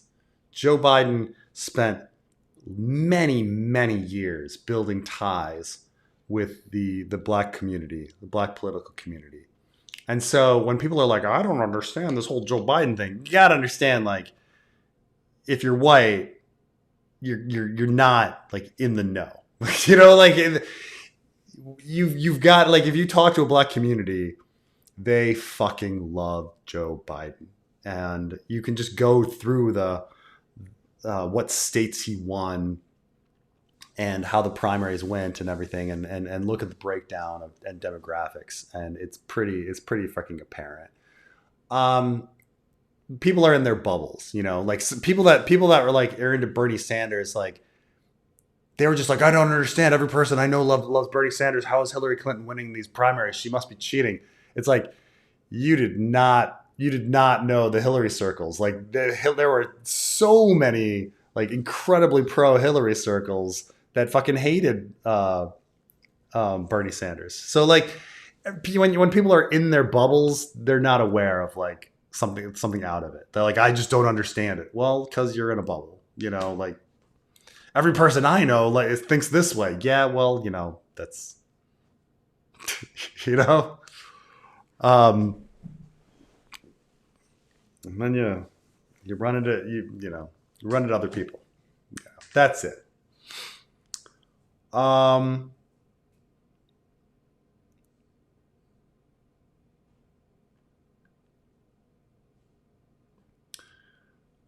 love how my liberal media is psyop. Well, I mean, is there liberal media left? I don't know if there's any liberal media left. Hillary voted for the Iraq War. Everybody voted for the Iraq War. I mean, it's just like, like people don't remember this fucking, like people don't remember what the country was like after 9/11. Like how everybody voted for that. Like every politician did, except for Howard. I mean, Howard Dean, who was a governor, like was the first one to come out and be like, yeah, that was a mistake. Everyone voted for it. Like it's it's like Democrats need better candidates. Obviously, everybody needs better candidates. Everybody wants better candidates, but you got to remember also that the opposition is incredibly stacked, and it's what's frustrating is no one ever says Republicans need better candidates. You know, Republicans can run the worst piece of shit, and they'll still vote for them.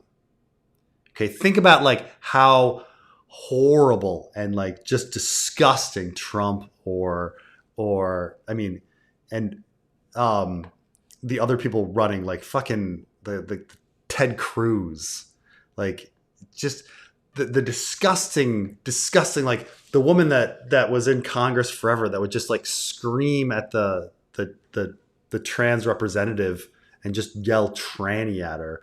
Like the fact that like there Marjorie Taylor Greene for her whole career. Like, there's just so many absolutely disgusting human beings that they run as Republicans, and they always win. And then you have like a really awesome candidate like Kamala Harris or Hillary Clinton, like wonderful, who would have been fantastic leaders. They would have been fantastic at governing. And it's like, oh, but they're not good enough. Oh, they're not good enough. Like, it's just, it's so frustrating when you're talking about like the best of the best and they're still not good enough. Oh, we need better candidates than these incredibly educated people who like know everything about government and like would have been like great leaders. Oh no, they're not good enough. Like nothing. The problem is that like when you say stuff like that, I'm just like, nothing's ever good enough for you. Like nothing will ever be good enough for you, ever. Like nothing. Like they could literally run Jesus and you'd be like, not good enough. They could run the most perfect person in the world and you will find reasons to criticize them and like bring them down. Hey, how goes it? Trey wanted me to tell you that Hunter Biden's his candidate for for 2028. My favorite candidate is Hunter Biden's laptop specifically. I think the laptop could probably do a massively better job than Trump is currently doing now, personally speaking. But yeah. So someone wanted to ask you, Carmine, Me? what was your favorite episode of the season so far? You've only seen 1 and 2 though, right? I've only seen 1 and 2. I'm kind of waiting for you, because for those of you who don't know, Preston's very busy trying to destabilize Cuba for an invasion. Yeah, of course.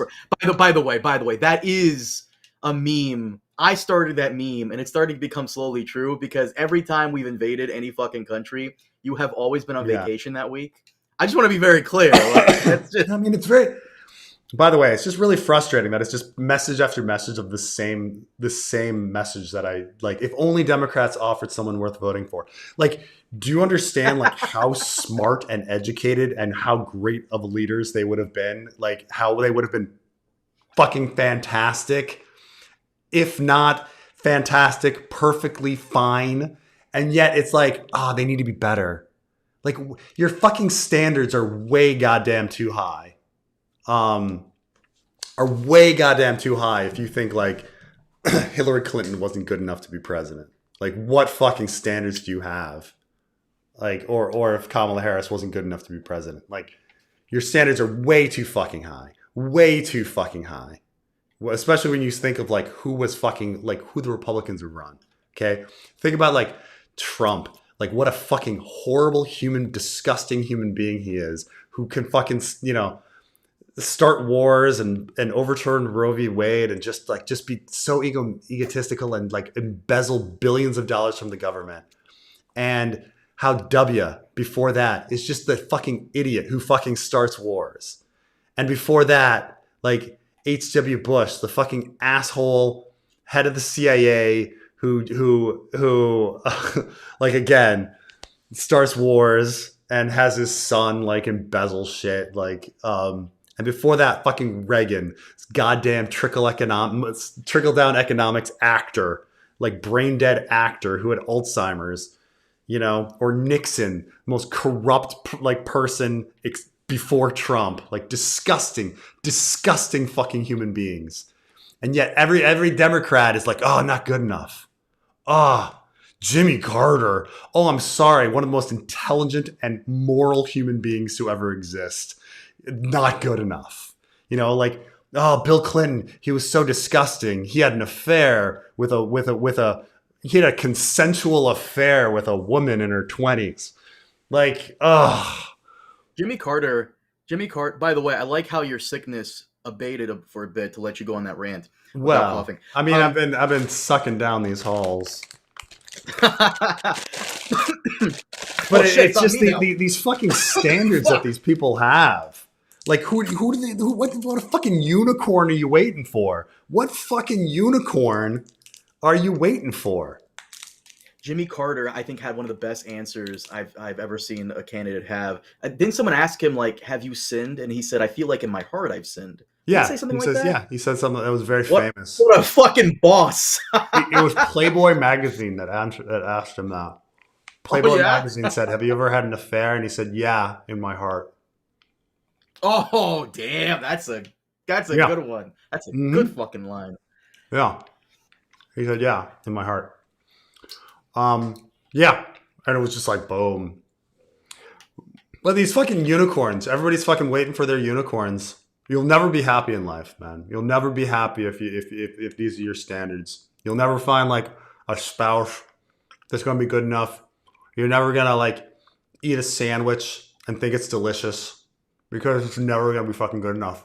You're gonna be like, ah, if only the sandwich were better. If only. If only this perfectly delicious sandwich that will fill my belly and nourish me. If only it were better, you know? Mm. Instead, I'm getting fed. You're literally getting fed shit, and you're like, you're getting like feces is getting shoved in your mouth, and you're sitting there going, that sandwich over there, they didn't toast the bread well enough, and shit is just getting fucking shoved in your mouth, and you're like, the toast, it just wasn't toasted right. And so I can't eat that sandwich, and the shit, just more shit and poison, rat poison and shit and rat vomit, oxen cum, and it's just getting churned up and shoved in your mouth, and you're sitting there being like, the pickle wasn't crisp enough on that fucking sandwich. Fucking never be happy. You'll never be fucking happy. What's happening? What does this I have to do don't with the know. gullet? What's happening? How did this happen? What does this happen to do with the gullet? What did this happen to the gullet? Why does the gullet make sense? Where are we? Where are we? No Dems won an election without this century without Biden on the ticket. Biden's very likable. He was a very likable guy, man. I've met Biden. He's really fucking likable. Can you confirm William Derry is a maester in the fanfic?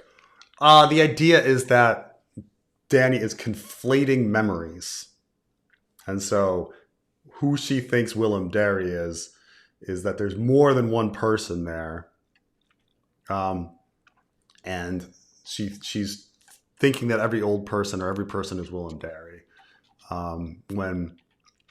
So it's not that like, yes, like some of the memories that she has that she thinks are Willem Derry are a maester is the idea. Because remember when she was whisked off by 4 loyal men and a wet nurse. Willem Derry, 4 loyal men and a wet nurse. Who are the 4 loyal men? You know, that needs to be answered. And who is wet nurse? So that's the idea. So yes, there's a maester. The Dragonstone maester is unaccounted for as well.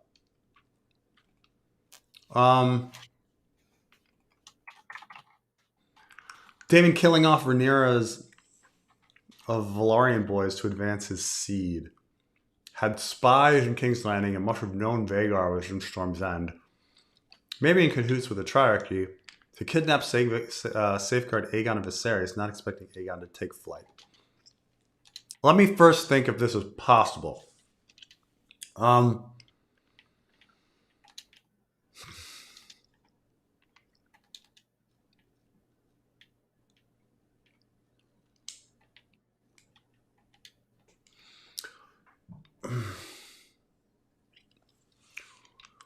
It would be very, very difficult to. I mean, the problem is when we're talking about death number 1. The thing about Luke and Aemon's fight is we kind of know that that's accelerated by the Maester and the Lord of Storm's End at the time.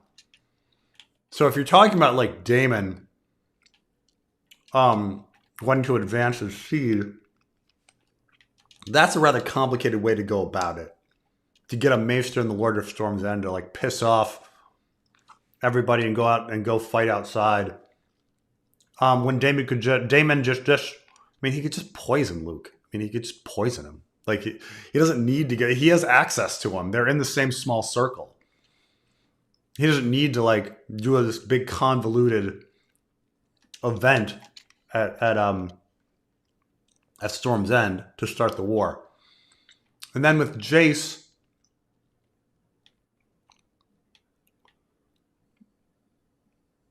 I mean, his own daughters are in the battle too, and it was his children like Aemond the Third and Viserys who like Aemond the Third almost gets fucking killed. Like he barely makes it back after the attack from the fleet. And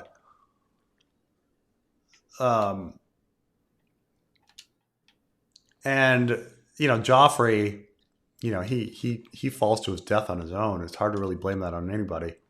So even ignoring the fact that there's nothing in the text that ever says that Daemon is interested in usurping ahead of the Velaryon boys, it'd be so difficult to pull it off. He's risking his own children heavily in that process. Like his daughters and Viserys and Aegon the Third. Nah, I mean, it's just too much. It's too much at that point. Like, if he really just wanted to fucking kill the Velaryon boys, just kill the fucking Velaryon boys. He's right there. Just fucking have him poisoned. Have him poisoned. He's living with them. Like he doesn't need to have involve a conspiracy of the Storm's End Maester and the Lord of Storm's End and then leave it to chance. Leave it to chance that there's going to be a fight there. I don't know. I mean, I understand that you're trying to make it more fun, but that's tough. Yeah, Preston, I was trying to say that the reasons people had for disliking Democrats since at least 2000 were bad. All the excuses on TV and online were bad. Didn't have enough characters. Sorry. Oh, no worries. It's nothing like that. I'm just, it's more that I get very frustrated by left on left fights. And perhaps I'm too paranoid in seeing this. Just to impress it as pro-flag burning. Absolutely. Burn as many fucking flags as you want. Flags were not even that big of a deal until the 20th century. People were more into like seals than flags. They're not that big a deal. Burn flags. I don't care about flags. Flags are lame. I think flags are really lame. I think people like them because it makes like maps with like armies moving and stuff like that like work, but I just think flags are dumb. They don't mean anything. Like it's for like, we don't even know what they represent. When you fly an American flag, like what are you saying? Are you saying like you agree with the government? Are you saying you agree with the administration? Are you saying you like American culture? Like what is it? What's the message? And the idea is that like it's supposed to be confusing and simple and like so that you can do it and try to get as many people to join in. But it's just, it doesn't mean anything. It's such a weird. In other countries, flying your flag is sometimes in Latin America, flying your flag is like an anti-government movement, and in the United States, it's a pro-government kind of thing often. But man, I'm totally pro. Burn the flags. Flags are lame. Do you think there's any narrative difference between skin changing consciously, unconsciously? Brian is defenseless. Arya can whack Heinlein with sticks. Hmm. I mean, I think John is like John's the big example of the unconscious skin changing, right? Right? Like John doesn't ever actively say, I would like to be Ghost, and then he's just Ghost. He accidentally has dreams where he's Ghost. He accidentally like has Ghost take over him subconsciously, and he rages around. This is very different than the same with Arya. Bran is the only one that actively is like, I would like to be Summer right now, and then he's Summer, like through a conscious choice. um, Everybody else, yeah, it's unconscious, where they just kind of fall into it. Um,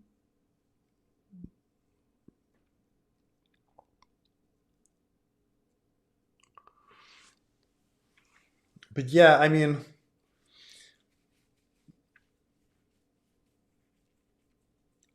I don't know if there's any. I don't know if there's any narrative difference though, actually, because like George still writes it the same way. Like all of a sudden he's a direwolf and he's talking about man claws and stuff like that. Um, I mean, in a narrative like writing sense, in a narrative like theme sense, it is interesting that Bran is the only one that. Well, I mean, Varamir Sixskins and all the other wargs, they've learned to do it consciously. So, mm-hmm. um, okay, all right, getting late. Pulling up to the end. Um,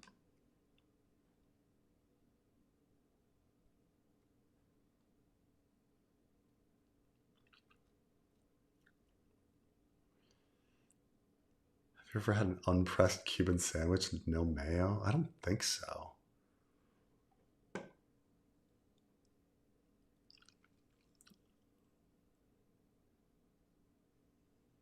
Uh, uh, um,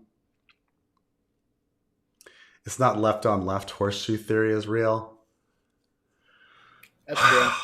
I mean, I think there's some truth to this. It's true that like on the ends, you do have the conspiracy theories like coming back together, right? Like the people that are not into fucking fluoride in the water and don't believe the moon landing happened and that kind of crazy fucking shit.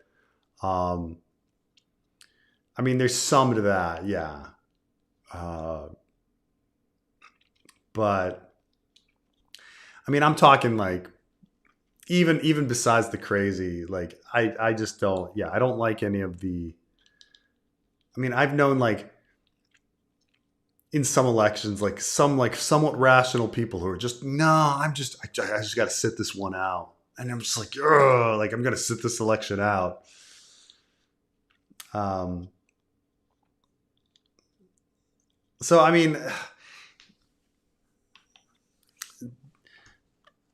I don't know if there's too. I mean, besides like going into the abstract, like weird conspiracy shit, like dumb conspiracy shit, and this is like gets into the RFK kind of stuff, right? Like RFK world, where you can get some guy on the far left who's all of a sudden on the far right. Um, I mean, not all issues are on the spectrum, but it is weird. It is weird that when you go to the ends, that you get the weird conspiracy, and maybe it's just that when it really comes down to it, when you go to the extremes, that's where you get the dumbest people, and the dumbest people are going to be susceptible to conspiracies and have lapses in logic. While it's really the people in the middle that are the smartest, right? Like, and I don't mean like in a centrist way, but I mean like, um, there are definitely like if you believe that the moon landing didn't happen, and you're on those conspiracy ends, you're really a fucking idiot. And I don't know if there's much hope for you. like, you know, yeah, flat earthers and stuff like that. Like it's, you know, those are just the really, like they just don't understand critical thinking and they haven't had very good education and stuff like that. Um, but, uh, but yeah, uh, I mean, there's some weird as well, like far left crypto bros and far right crypto bros. There's a few weird other issues that are in there. But I don't know, Carmine. Do you think the horseshoe theory is real? Oh, absolutely. Oh, Yeah. absolutely. I think the main problem is not horseshoe theory right now. It's people like Hassan who want to Mm. destroy and disregard every single decent candidate we have just because Israel Gaza. Israel Gaza has taken over a lot of people's fucking consciousness, and it's crazy. Yeah. I mean, I definitely. Well, what's funny about that because there's one like blowing up one issue to be such an important issue that it's not like to Americans the like Israel should be a minor thing. It's not the center of the fucking world. To Americans, America is the center of the fucking world, right? Like, and when you're talking about an issue like, you know, healthcare that affects tens, 20, 30, 40 million people, you know, that does kind of mean more than the lives of a million people somewhere else, you know? So there's that one, like taking a random issue and blowing it up. But then there's also, he lies about that issue too. And he doesn't know about that issue.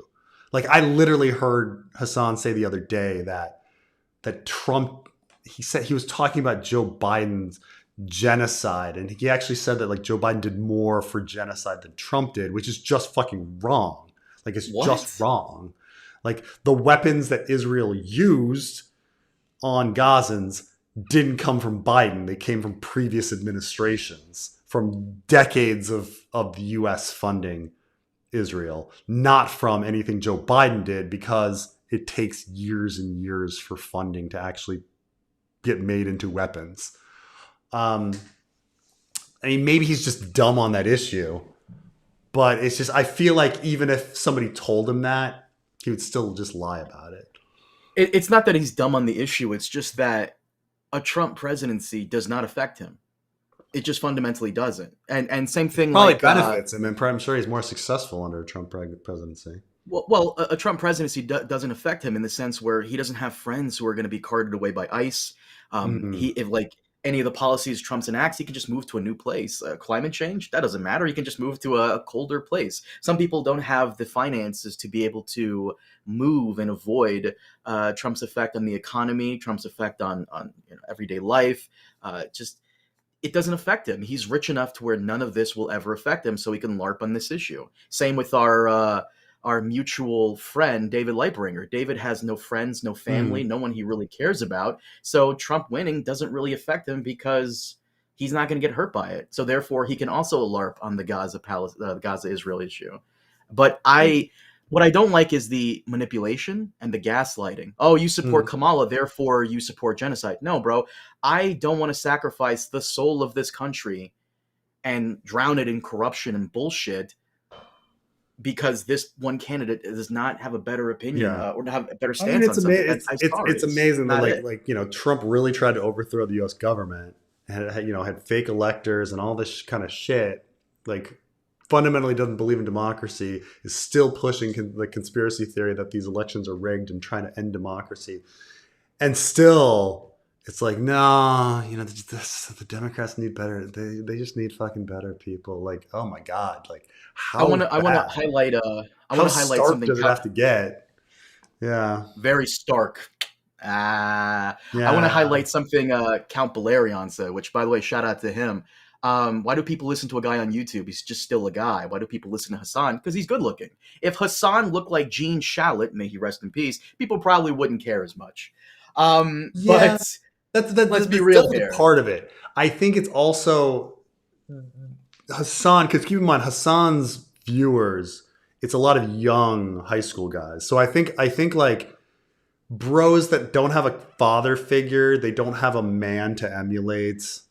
Like this is the same reason why people watch Joe Rogan too, because they're like, oh, this is a bro. This is maybe somebody I can emulate. I think a lot of dudes like watch Hassan because they want to be Hassan. He seems like the kind of guy like they can model themselves after. Um, you know, because he seems cool. I think that's a big part of it. Uh, but I don't know. Like his appeal, his appeal is I don't know. And I don't. I'm undecided on whether or not Hassan does more bad than good. I think he probably does more good than bad at the moment, just because he pulls in more people to be left wing. I don't. I mean, he's certainly convincing some left wing people not to vote Democrat, which is unfortunate. But he's also pulling people in to be left wing. So I don't know if he's causing more harm than good. Um, I just he could go. He could do better. He could definitely do better. Um, I actually think who I think is like one of the best people on YouTube right now Nick is fucking. Fuentes. I wanted to say Adam Mockler. Hmm. Okay. I'm not saying he's like, look, he's not as smart and he's not as smart as say like Vosh and Destiny at like debate broing and stuff, or even like have you ever seen like Parker get a job? Like he's really good at fucking debate, but he's got like a positive attitude, and like I feel like he could bring like the young in with his like very positive attitude, and he's straight like pro Democrat, which is the way to go. So, um, but yeah, these people are just on YouTube, you know. But this goes for everybody. Why listen to anybody? Why listen to anybody? Because somebody's listening to fucking Sean Hannity, and he's a fucking idiot. And somebody's fucking listening to Candace Owens, and she's an idiot. And somebody's listening to Nick Fuentes, and she's an idiot. So, it's rough out there. It's rough out there. Is it though? Yeah, it's pretty fucking rough out there. Once again, we're being told that the Iran war is over. I love it. Manipulating the markets, baby. Let's go. Yeah. I know, every Friday and then every Monday, like you should comment on the fanfic that the Targaryen banner now flies above Storm's End, just to add irony to the Golden Company Baratheon banner trick in John 1. Oh yeah.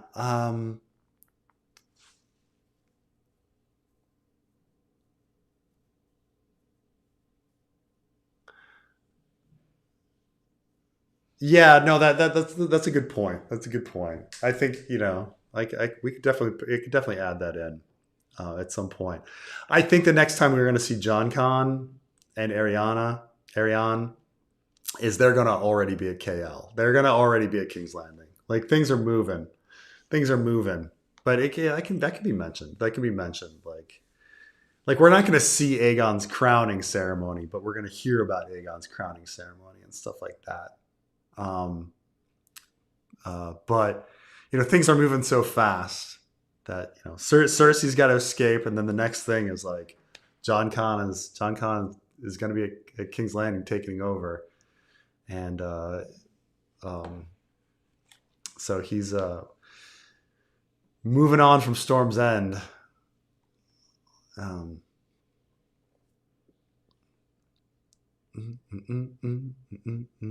Okay. And then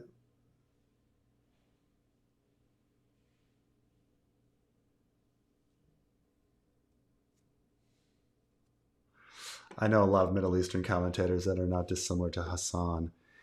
The thing is, Middle Easterners are very funny with regards to Palestinians. So here's the big, and the same with Lebanese and stuff like that. But but the thing about the Palestinians is that people, I like to put it this way: Middle Easterners hate the Israelis because they pushed the Palestinians upon them. They filled their countries with Palestinian refugees. Like the Middle Easterners hate Palestinians. They hate Palestinians. They hate them. The reason that they like to cry about the Palestinian issue when it suits them, and when whether in the heart of their hearts they really care about the Palestinians, they don't really. I mean, it's like anything else. It's like do people really care about somebody they don't know about?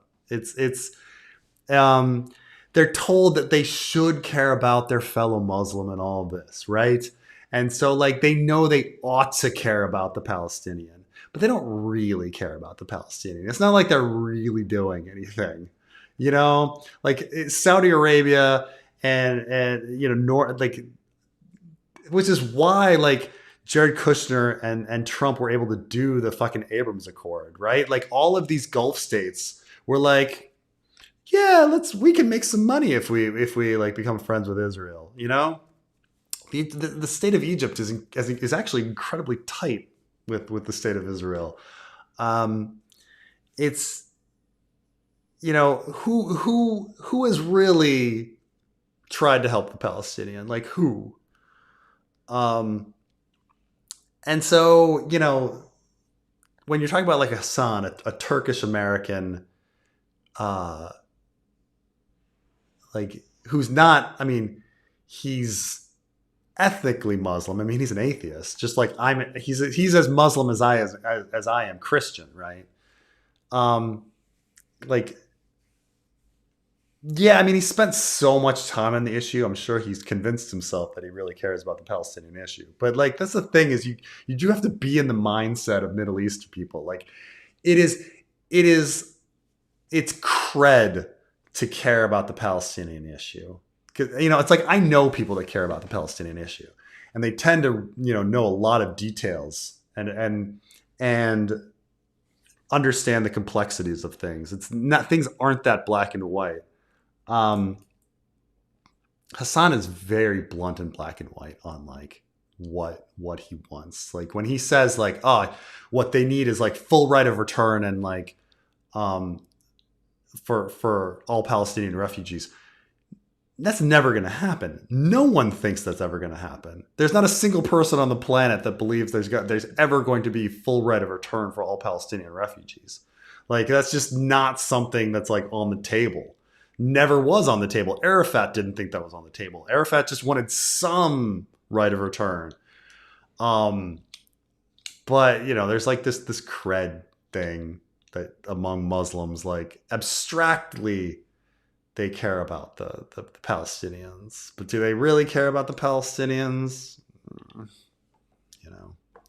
It's one of those things that they add to the list of like grievances when it's convenient for them. But that's like my big problem in general about like people's care for the Palestinians is that like everyone claims they care about the Palestinians. Who's doing fucking anything for the Palestinians besides Miss Rachel? Like who is doing fucking anything for the Palestinians? Like the UN is doing things for the Palestinians.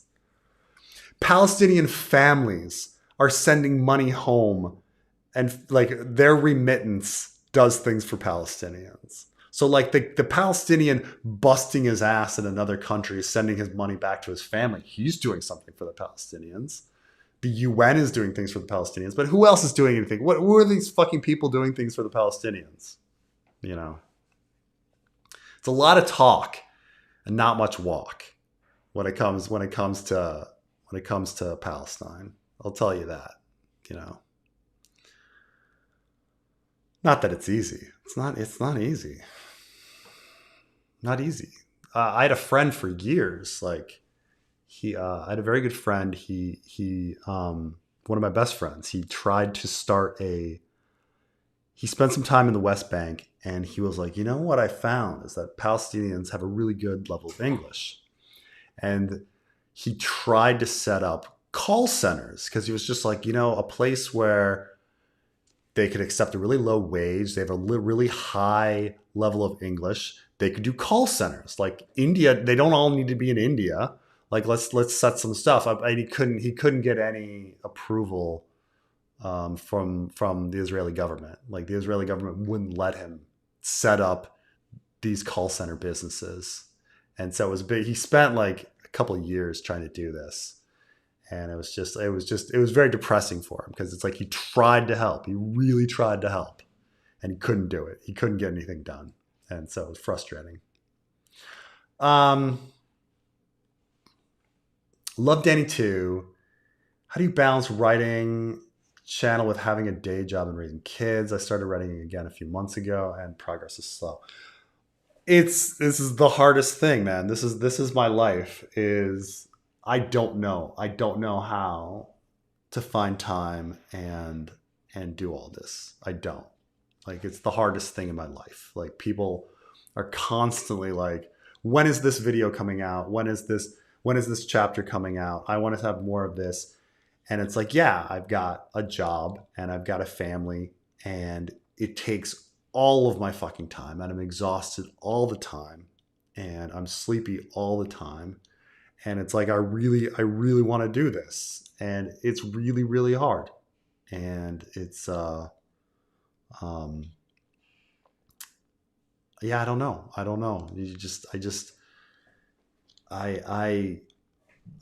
put in a little time here. I try to find time there, but it's exhausting. It's exhausting, and I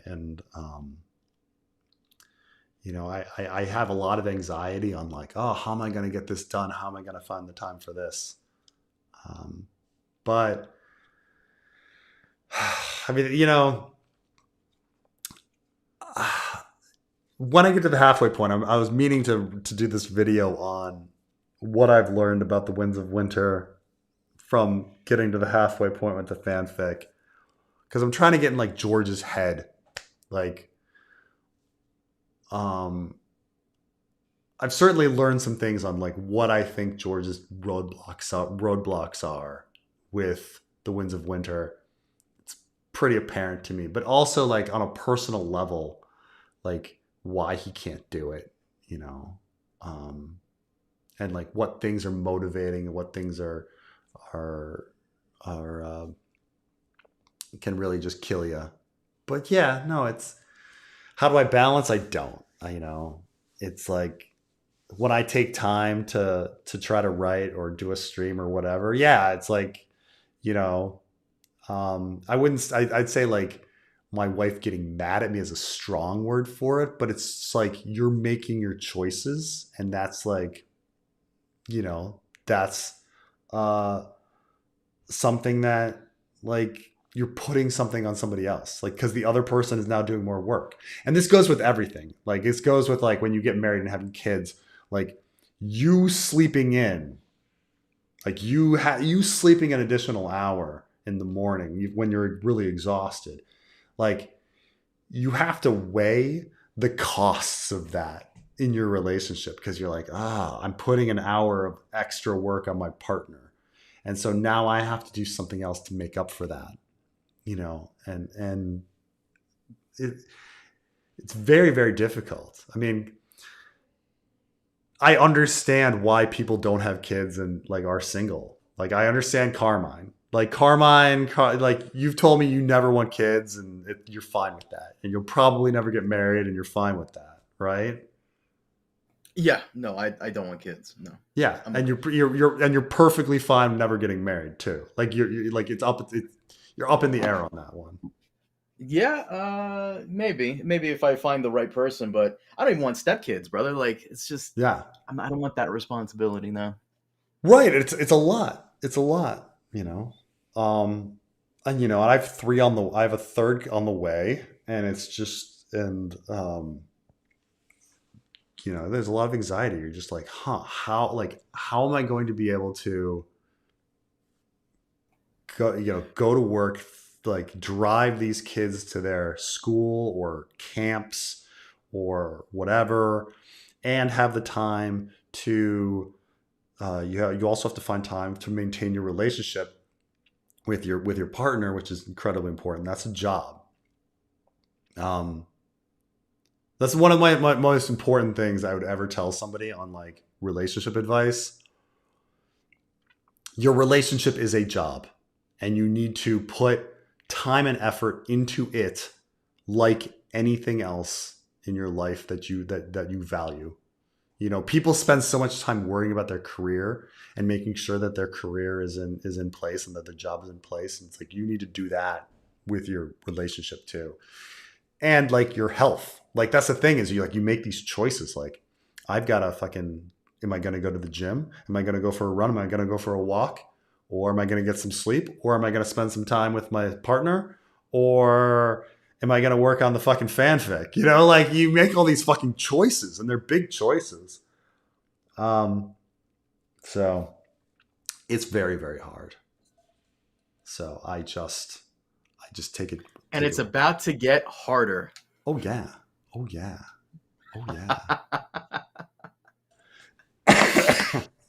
There's a reason why towards the end of season 3, I'm probably going to have Preston on the podcast less and less. He's going to be busy. Yeah, I'm going to be pretty busy. You going to do streams or no? You know, I'm trying. Streams are, you know, they're the thing that's the most fun and the least work. And, you know, people enjoy them a lot. So it's a funny thing having like started them. I remember when I first started them, people are like, "Oh, you're doing streams now? That's weird." And now streams are kind of like the biggest thing on the channel. And so I think a lot of people have a fun time with the streams. So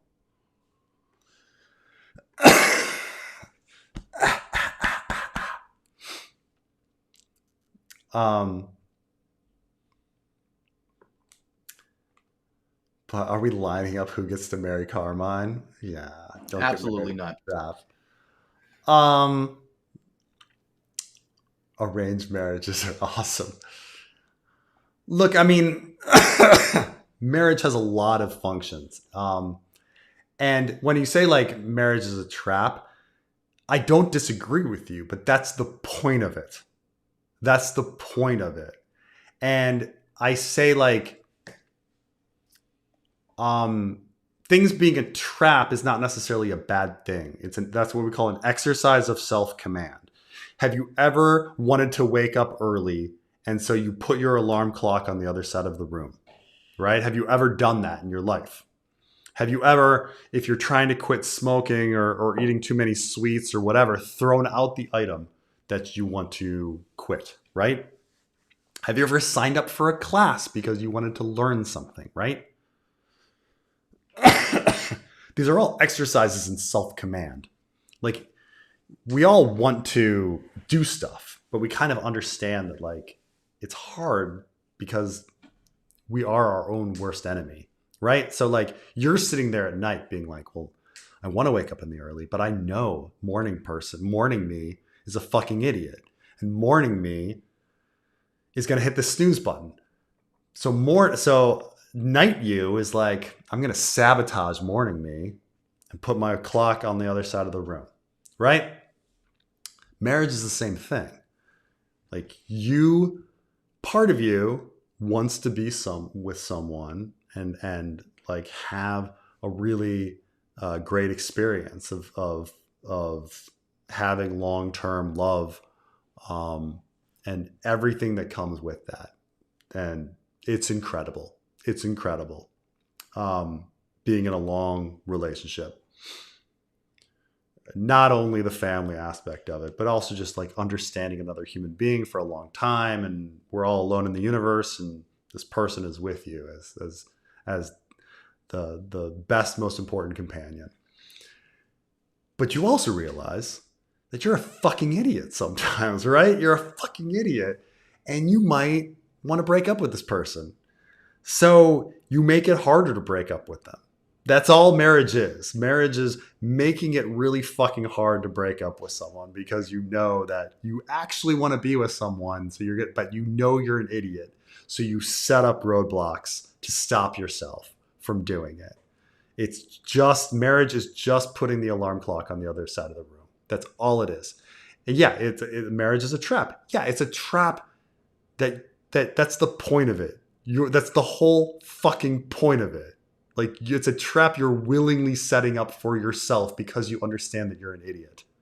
That's all it is. So I agree that marriage is a trap, but that's the point, you know? So, um,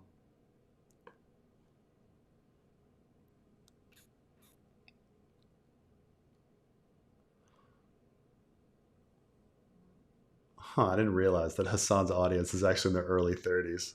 Maybe they've grown up. Maybe they've all grown up. Um, yeah, 30 somethings are spending their time on Switch.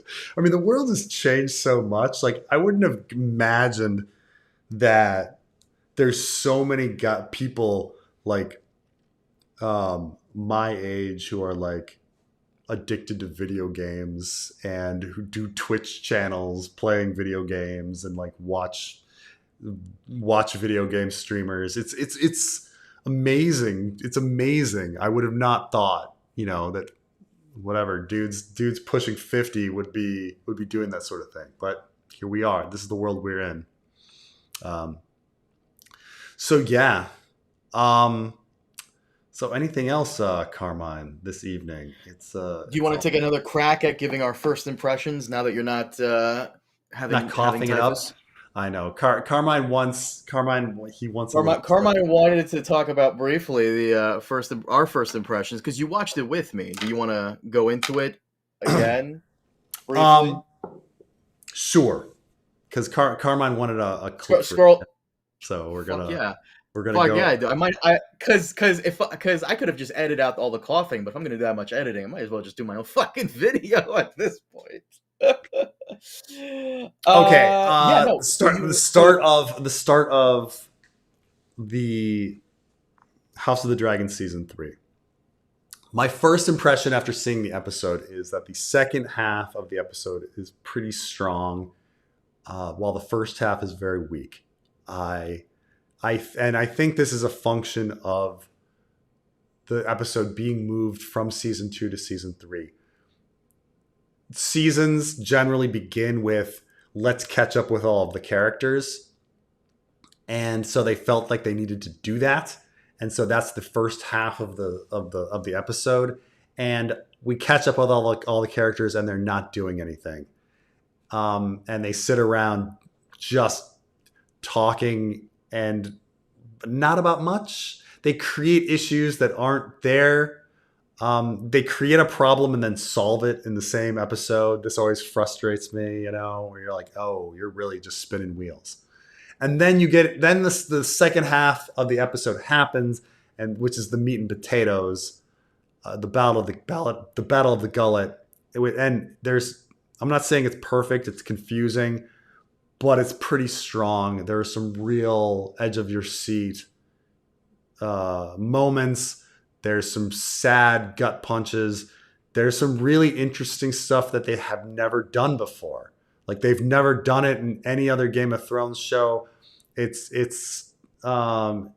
just really cool shots, really interesting. So I praise the second half as being pretty good. More than pretty good. The second half is great.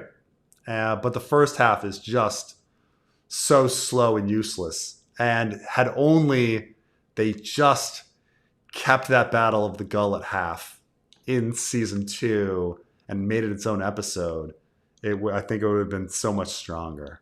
But what about you, Carmen? What are your first impressions? Like I said earlier, I thought it doesn't feel like a first episode. The opening scene is fucking weird when you compare it to the opening scenes of season 1 and 2. It's just.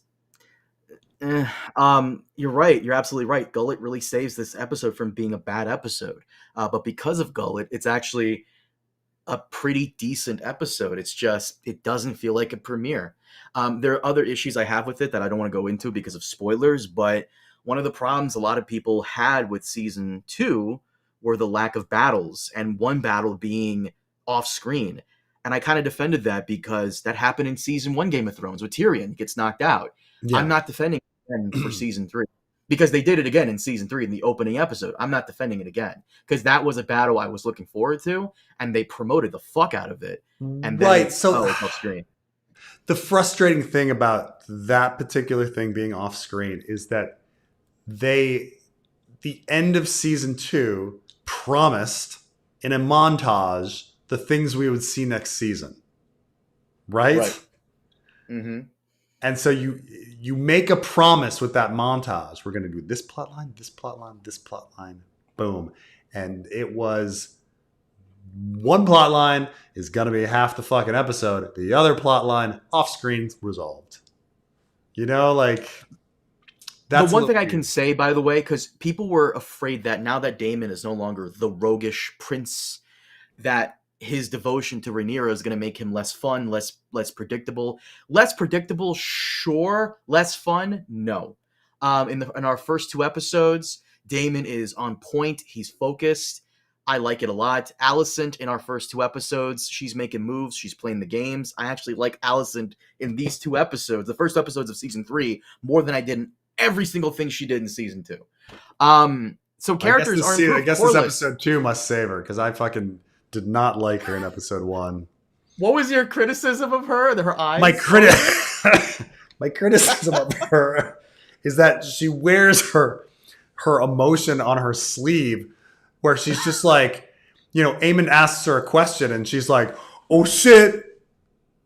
And you're like, how is Aemon not seeing that look on your face? Like, this is the look on your face the whole time. Like, that's so true.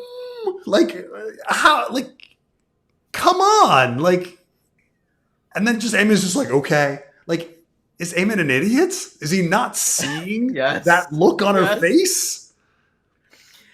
By the way, I'm sorry. I've never done the whole Edward versus Jacobs, Team Green versus Team Black thing. I thought it was cringe, but Team Green, you guys suffer a lot these first 2 episodes. You guys suffer a lot. Like, obviously, Team Black gets its licks, but you guys suffer a lot in every department. Cringe, loss of manpower. Like, you guys just taking L's left and right, more ways than one. Oh, by the way, we finally found out what happened to Otto. I won't spoil it for you, and I won't even message it to you. But I know for a fact that once it's answered at the very end of episode 2. I know for a fact that once you see the scene, you're gonna be like, "What? Why? Huh?" I didn't have a problem with it. What, off screen again? No, actually, no. Like, just message it to me. At the end of season 2, someone clearly takes him. The person who takes him, we thought like, oh, it must have been this faction because, you know, I forgot the name of the factions who like. Oh, Beesbury. Must have been Beesbury's family or something on his way back to the High Tower. Oh, like, I thought it was going to be the White Worm or something. Or the White Worm. It's actually not. You really want me to spoil it for you? Yeah, please. Don't say anything. It's this person. That's stupid. I mean, I understand it's the show. So, like, when you did that, I was like, yeah, I can see the show doing that, but it's just like, obviously I don't say anything. But yeah, the premiere was one of the premieres of all time. The problem is that's their fucking card of just like, that's their wild card. Like, you need something done with no motivation. There's your card. Yeah, we'll see. But yeah, you're absolutely right. You're not wrong for a second. That the episode needed to focus on the Gullet people. I know I'm gonna get criticized for this so fucking hard, but it's so true because I'm one of these people. Lohar, you watched the episode this morning with me. Lohar yelling. Philosophy Tube. You call this person the YouTuber the entire time. Yeah, the YouTube. Yeah, the Philosophy Tube. Yeah. They can't yell. There are some and you said it's because you think they went back and did like a voiceover. Yeah. Yeah, I do think it was a voiceover. I do think they went into the studio and did a voiceover on that part. But look, for the most part, Philosophy Tube does a great job. I'm with you. I don't think her screaming to people sounded right. It seemed a little weird. Look, do you mind if I Um, explain that real quick? but philosophy tube did Because fine. Uh, Well, yeah. Do you mind if I explain? Because I'm one of those yeah, people. So what I'm talking about is during the battle, Lohar is yelling battle commands, and so is Alan. Alan, played by Abu Bakr Salim, when he yells like "arrows go," like he right, does a very good job. I am not someone who can yell battle commands. Like if I'm gonna tell someone to rain arrows on someone, I would say "bring the rain," or I would say something like right. room level. I wouldn't yell it because my yelling voice is very cringe, and I just can't yell. Lohar is the same way. Philosophy Tube can't yell, and they're yelling a lot. I know that sounds like Yeah. a very weird criticism, but you'll see it when I'm talking. You'll see what I'm Yes. talking about. Oh, unrelated. Also, there's an unrelated other thing that I thought was a little cringe that you Hmm. probably were fine with, but I think when the Winter Wolves arrive, this isn't a spoiler or anything because we knew the Winter Wolves were coming at the end of season They're two. they're they're literally in the first they're literally Right. in the first trailer. They're All in of the trailers the actually. trailer, yeah. But when the Winter Wolves arrive, and you get to see who their leader is, because it's the guy from Sons of Sons of Anarchy. Anarchy. Hmm. It's kind of like the Ed Sheeran scene in Game of Thrones, because You it's think like so? absolutely, because it's just What? like, hey guys, you love this actor, you love Starks, Do we? here we go. Because why Really? Do else? we? If it weren't him, and it was like rando, if it was like, you know, whatever, if it was Randon Stark, it doesn't matter. Like if Randon Stark was there with a rando actor, you'd just be like, why are they focusing on that guy? But it's the dude from Sons of Anarchy, and everybody loves that actor. And so everybody's like, yeah, I love Starks and I love that actor. Awesome. I'm going to keep watching this season. You know what you're wrong here? You don't Hmm. even know the actor's name. Yeah, but everybody knows that guy. Come on. From that one show that aired like 15 No, years he's been ago? in other shit. You know Like that. what? What have you Wasn't been he in? in I don't know. Braveheart? Was he? By the way, his name is Tommy Flanagan. I don't know what he's Tommy in. Flanagan. I get But first okay. off, you think that's weird? We're this is not a spoiler because we know who's playing Torrin Manderley, and it's the guy from Balls of Fury, the ping pong movie. Yeah. That guy was more distracting to me than Chibs from Sons of Anarchy. Okay. He was in Gladiator. He's in What? Braveheart. What? He is? Who? Yeah. Who is he? Yeah. He was like the Irish dude or something. I mean, well, yes, he is. Yeah, No, because I remember there's a point in Braveheart where like they somehow add a bunch of Irish into the story for no reason and make it seem like they were like really important in this battle when they weren't. that's his first movie role. Wow, Yeah, homeboy people landed people that. people love He's in people love Gladiator? people love the Tommy Flanagan dude. Really? They love this guy? I think I see him in so. Gladiator. Okay, Sin City, Alien versus Wow, he's in. I've never noticed him in any of these. God damn. They say he. By the way, I think like the entire Sons of Anarchy like crew like all decided to take on like the Sons of Anarchy personalities like in their personal lives afterwards. Mm, mm. Like being on the show suddenly like made them into like tough guy bikers, or whatever. Um, Joe Pesci got that. People say that Joe Mm, Pesci thinks like he's like all a of a tough sudden I'm a gangster. fucking gangster. Yeah. It's like you were in My Cousin Vinny. Like your greatest role, 100%. I'm being completely honest here. Your greatest role was My Cousin Vinny. Like just That's fucking insane. yeah. Good, not Goodfellas. That's insane. They're both. I mean, they're both great roles. The problem with it. Okay. This is my problem. Hmm. This is like Brando with Godfather, right? Like after Godfather, Brando kept playing that role. So it's the same. Sure. Like Joe Pesci played his Goodfellas role, and then he kept doing it. So yeah, the first time was great. I think Goodfellas is a fucking fantastic movie. I like Goodfellas. Here's the thing: is I like Goodfellas more than I like The Godfather. Goodfellas is probably my favorite gangster movie. That's fair. I love Goodfellas. But you're right. Joe Pesci's great in there. But My Cousin Vinny, he's better. I think he's better than My Cousin Vinny. You know, that's a great movie, My Cousin Vinny. I agree, but you're still out of your mind for the Tommy Flanagan in House of the Dragon thing. Like, who cares? Fuck it. No. Why would they focus so much on him? Because he's the leader of the Winter Wolves. He's doing the talking for the entirety of the Winter Wolves. Logically speaking, shouldn't it be Jace's boyfriend? No, because he comes later. He comes later. Yeah, you know that. I guess. Did I ever show you the fucking deleted scene? They digitally edit out Cregan Stark because he was leading the pack. He was at the end, but they digitally edited him out. Did I ever show you that? I have it on my TikTok, and I even when they later edited it. They later so initially, if I go back, he's no longer leading. He's no longer leading. Can I show you? They fucking Star Wars Special Edition the scene.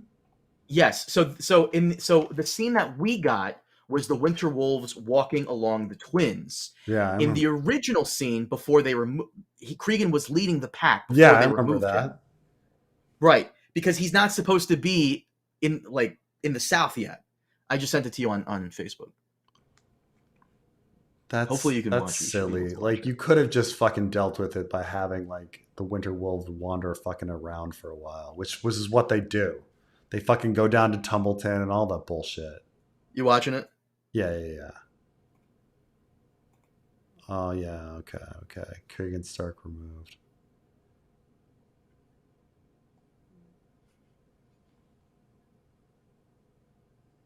Okay.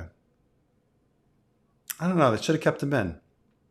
By the way, my inner Ice and Fire nerd is really flaring up whenever I see the scene because the twins are supposed to be a little wider because it's supposed to be two carts abreast, that can fit. Yeah. And no way you could fit two carts on that. It's just my inner neuroses Ice and Fire nerd coming out. But yeah, no. I would say MVP of the episode probably Alan. Alan is fucking awesome. Yeah, I mean, I will say this about Alan is that all of those fucking useless scenes that we complained about in season 2 between him and his dad, they did pay. I'll admit they did pay off a little in this episode, and I cared about him and the two of them working together in the battle a lot more because of all those fucking scenes that they dedicated to them. So I'll admit that I don't want to say I'm 100% wrong. I think maybe they went overkill, but I will say I'll admit that it paid off some. That I would have not enjoyed or cared about the results of that battle and what was going on with that battle had they not put in those scenes earlier. So there's that. Did you see the Kristen Cole actor low-key shit on the writing for his character this season? Someone asked him what can we expect from your character this season, and you could tell he was a little annoyed, and he was making a joke, but you could tell he was being serious.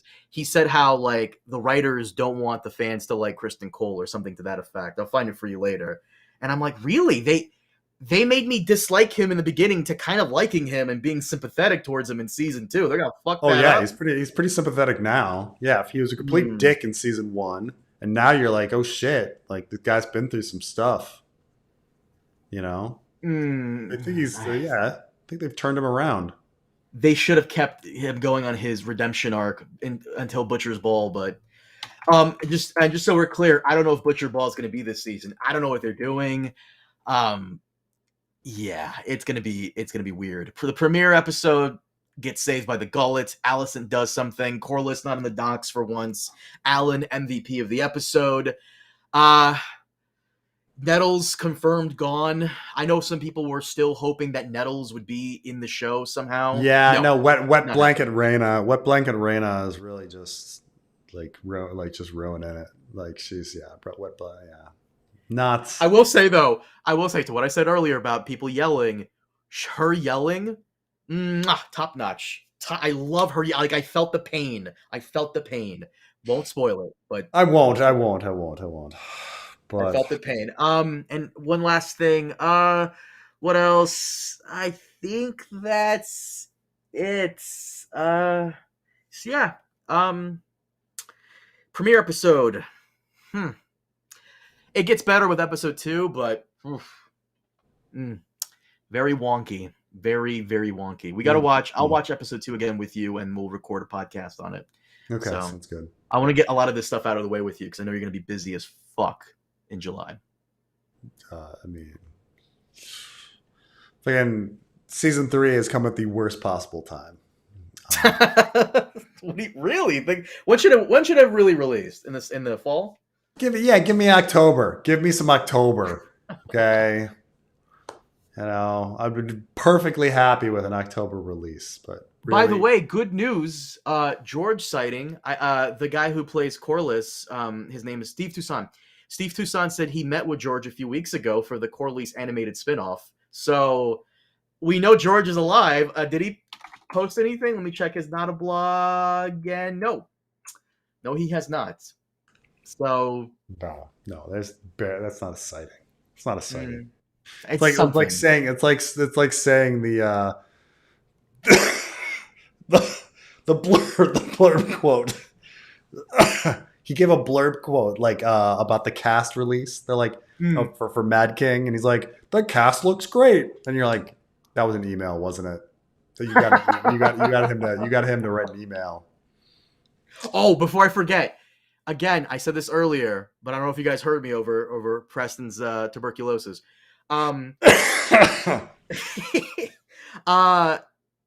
If George was not contacted by HBO's lawyers, expect a fucking Toxic Butterflies Part 2, because there are characters missing from episode 1. We won't go into it, but holy shit, had they allowed George to continue without being threatened, he definitely would have made a Toxic Butterflies Part 2 after watching episode 1.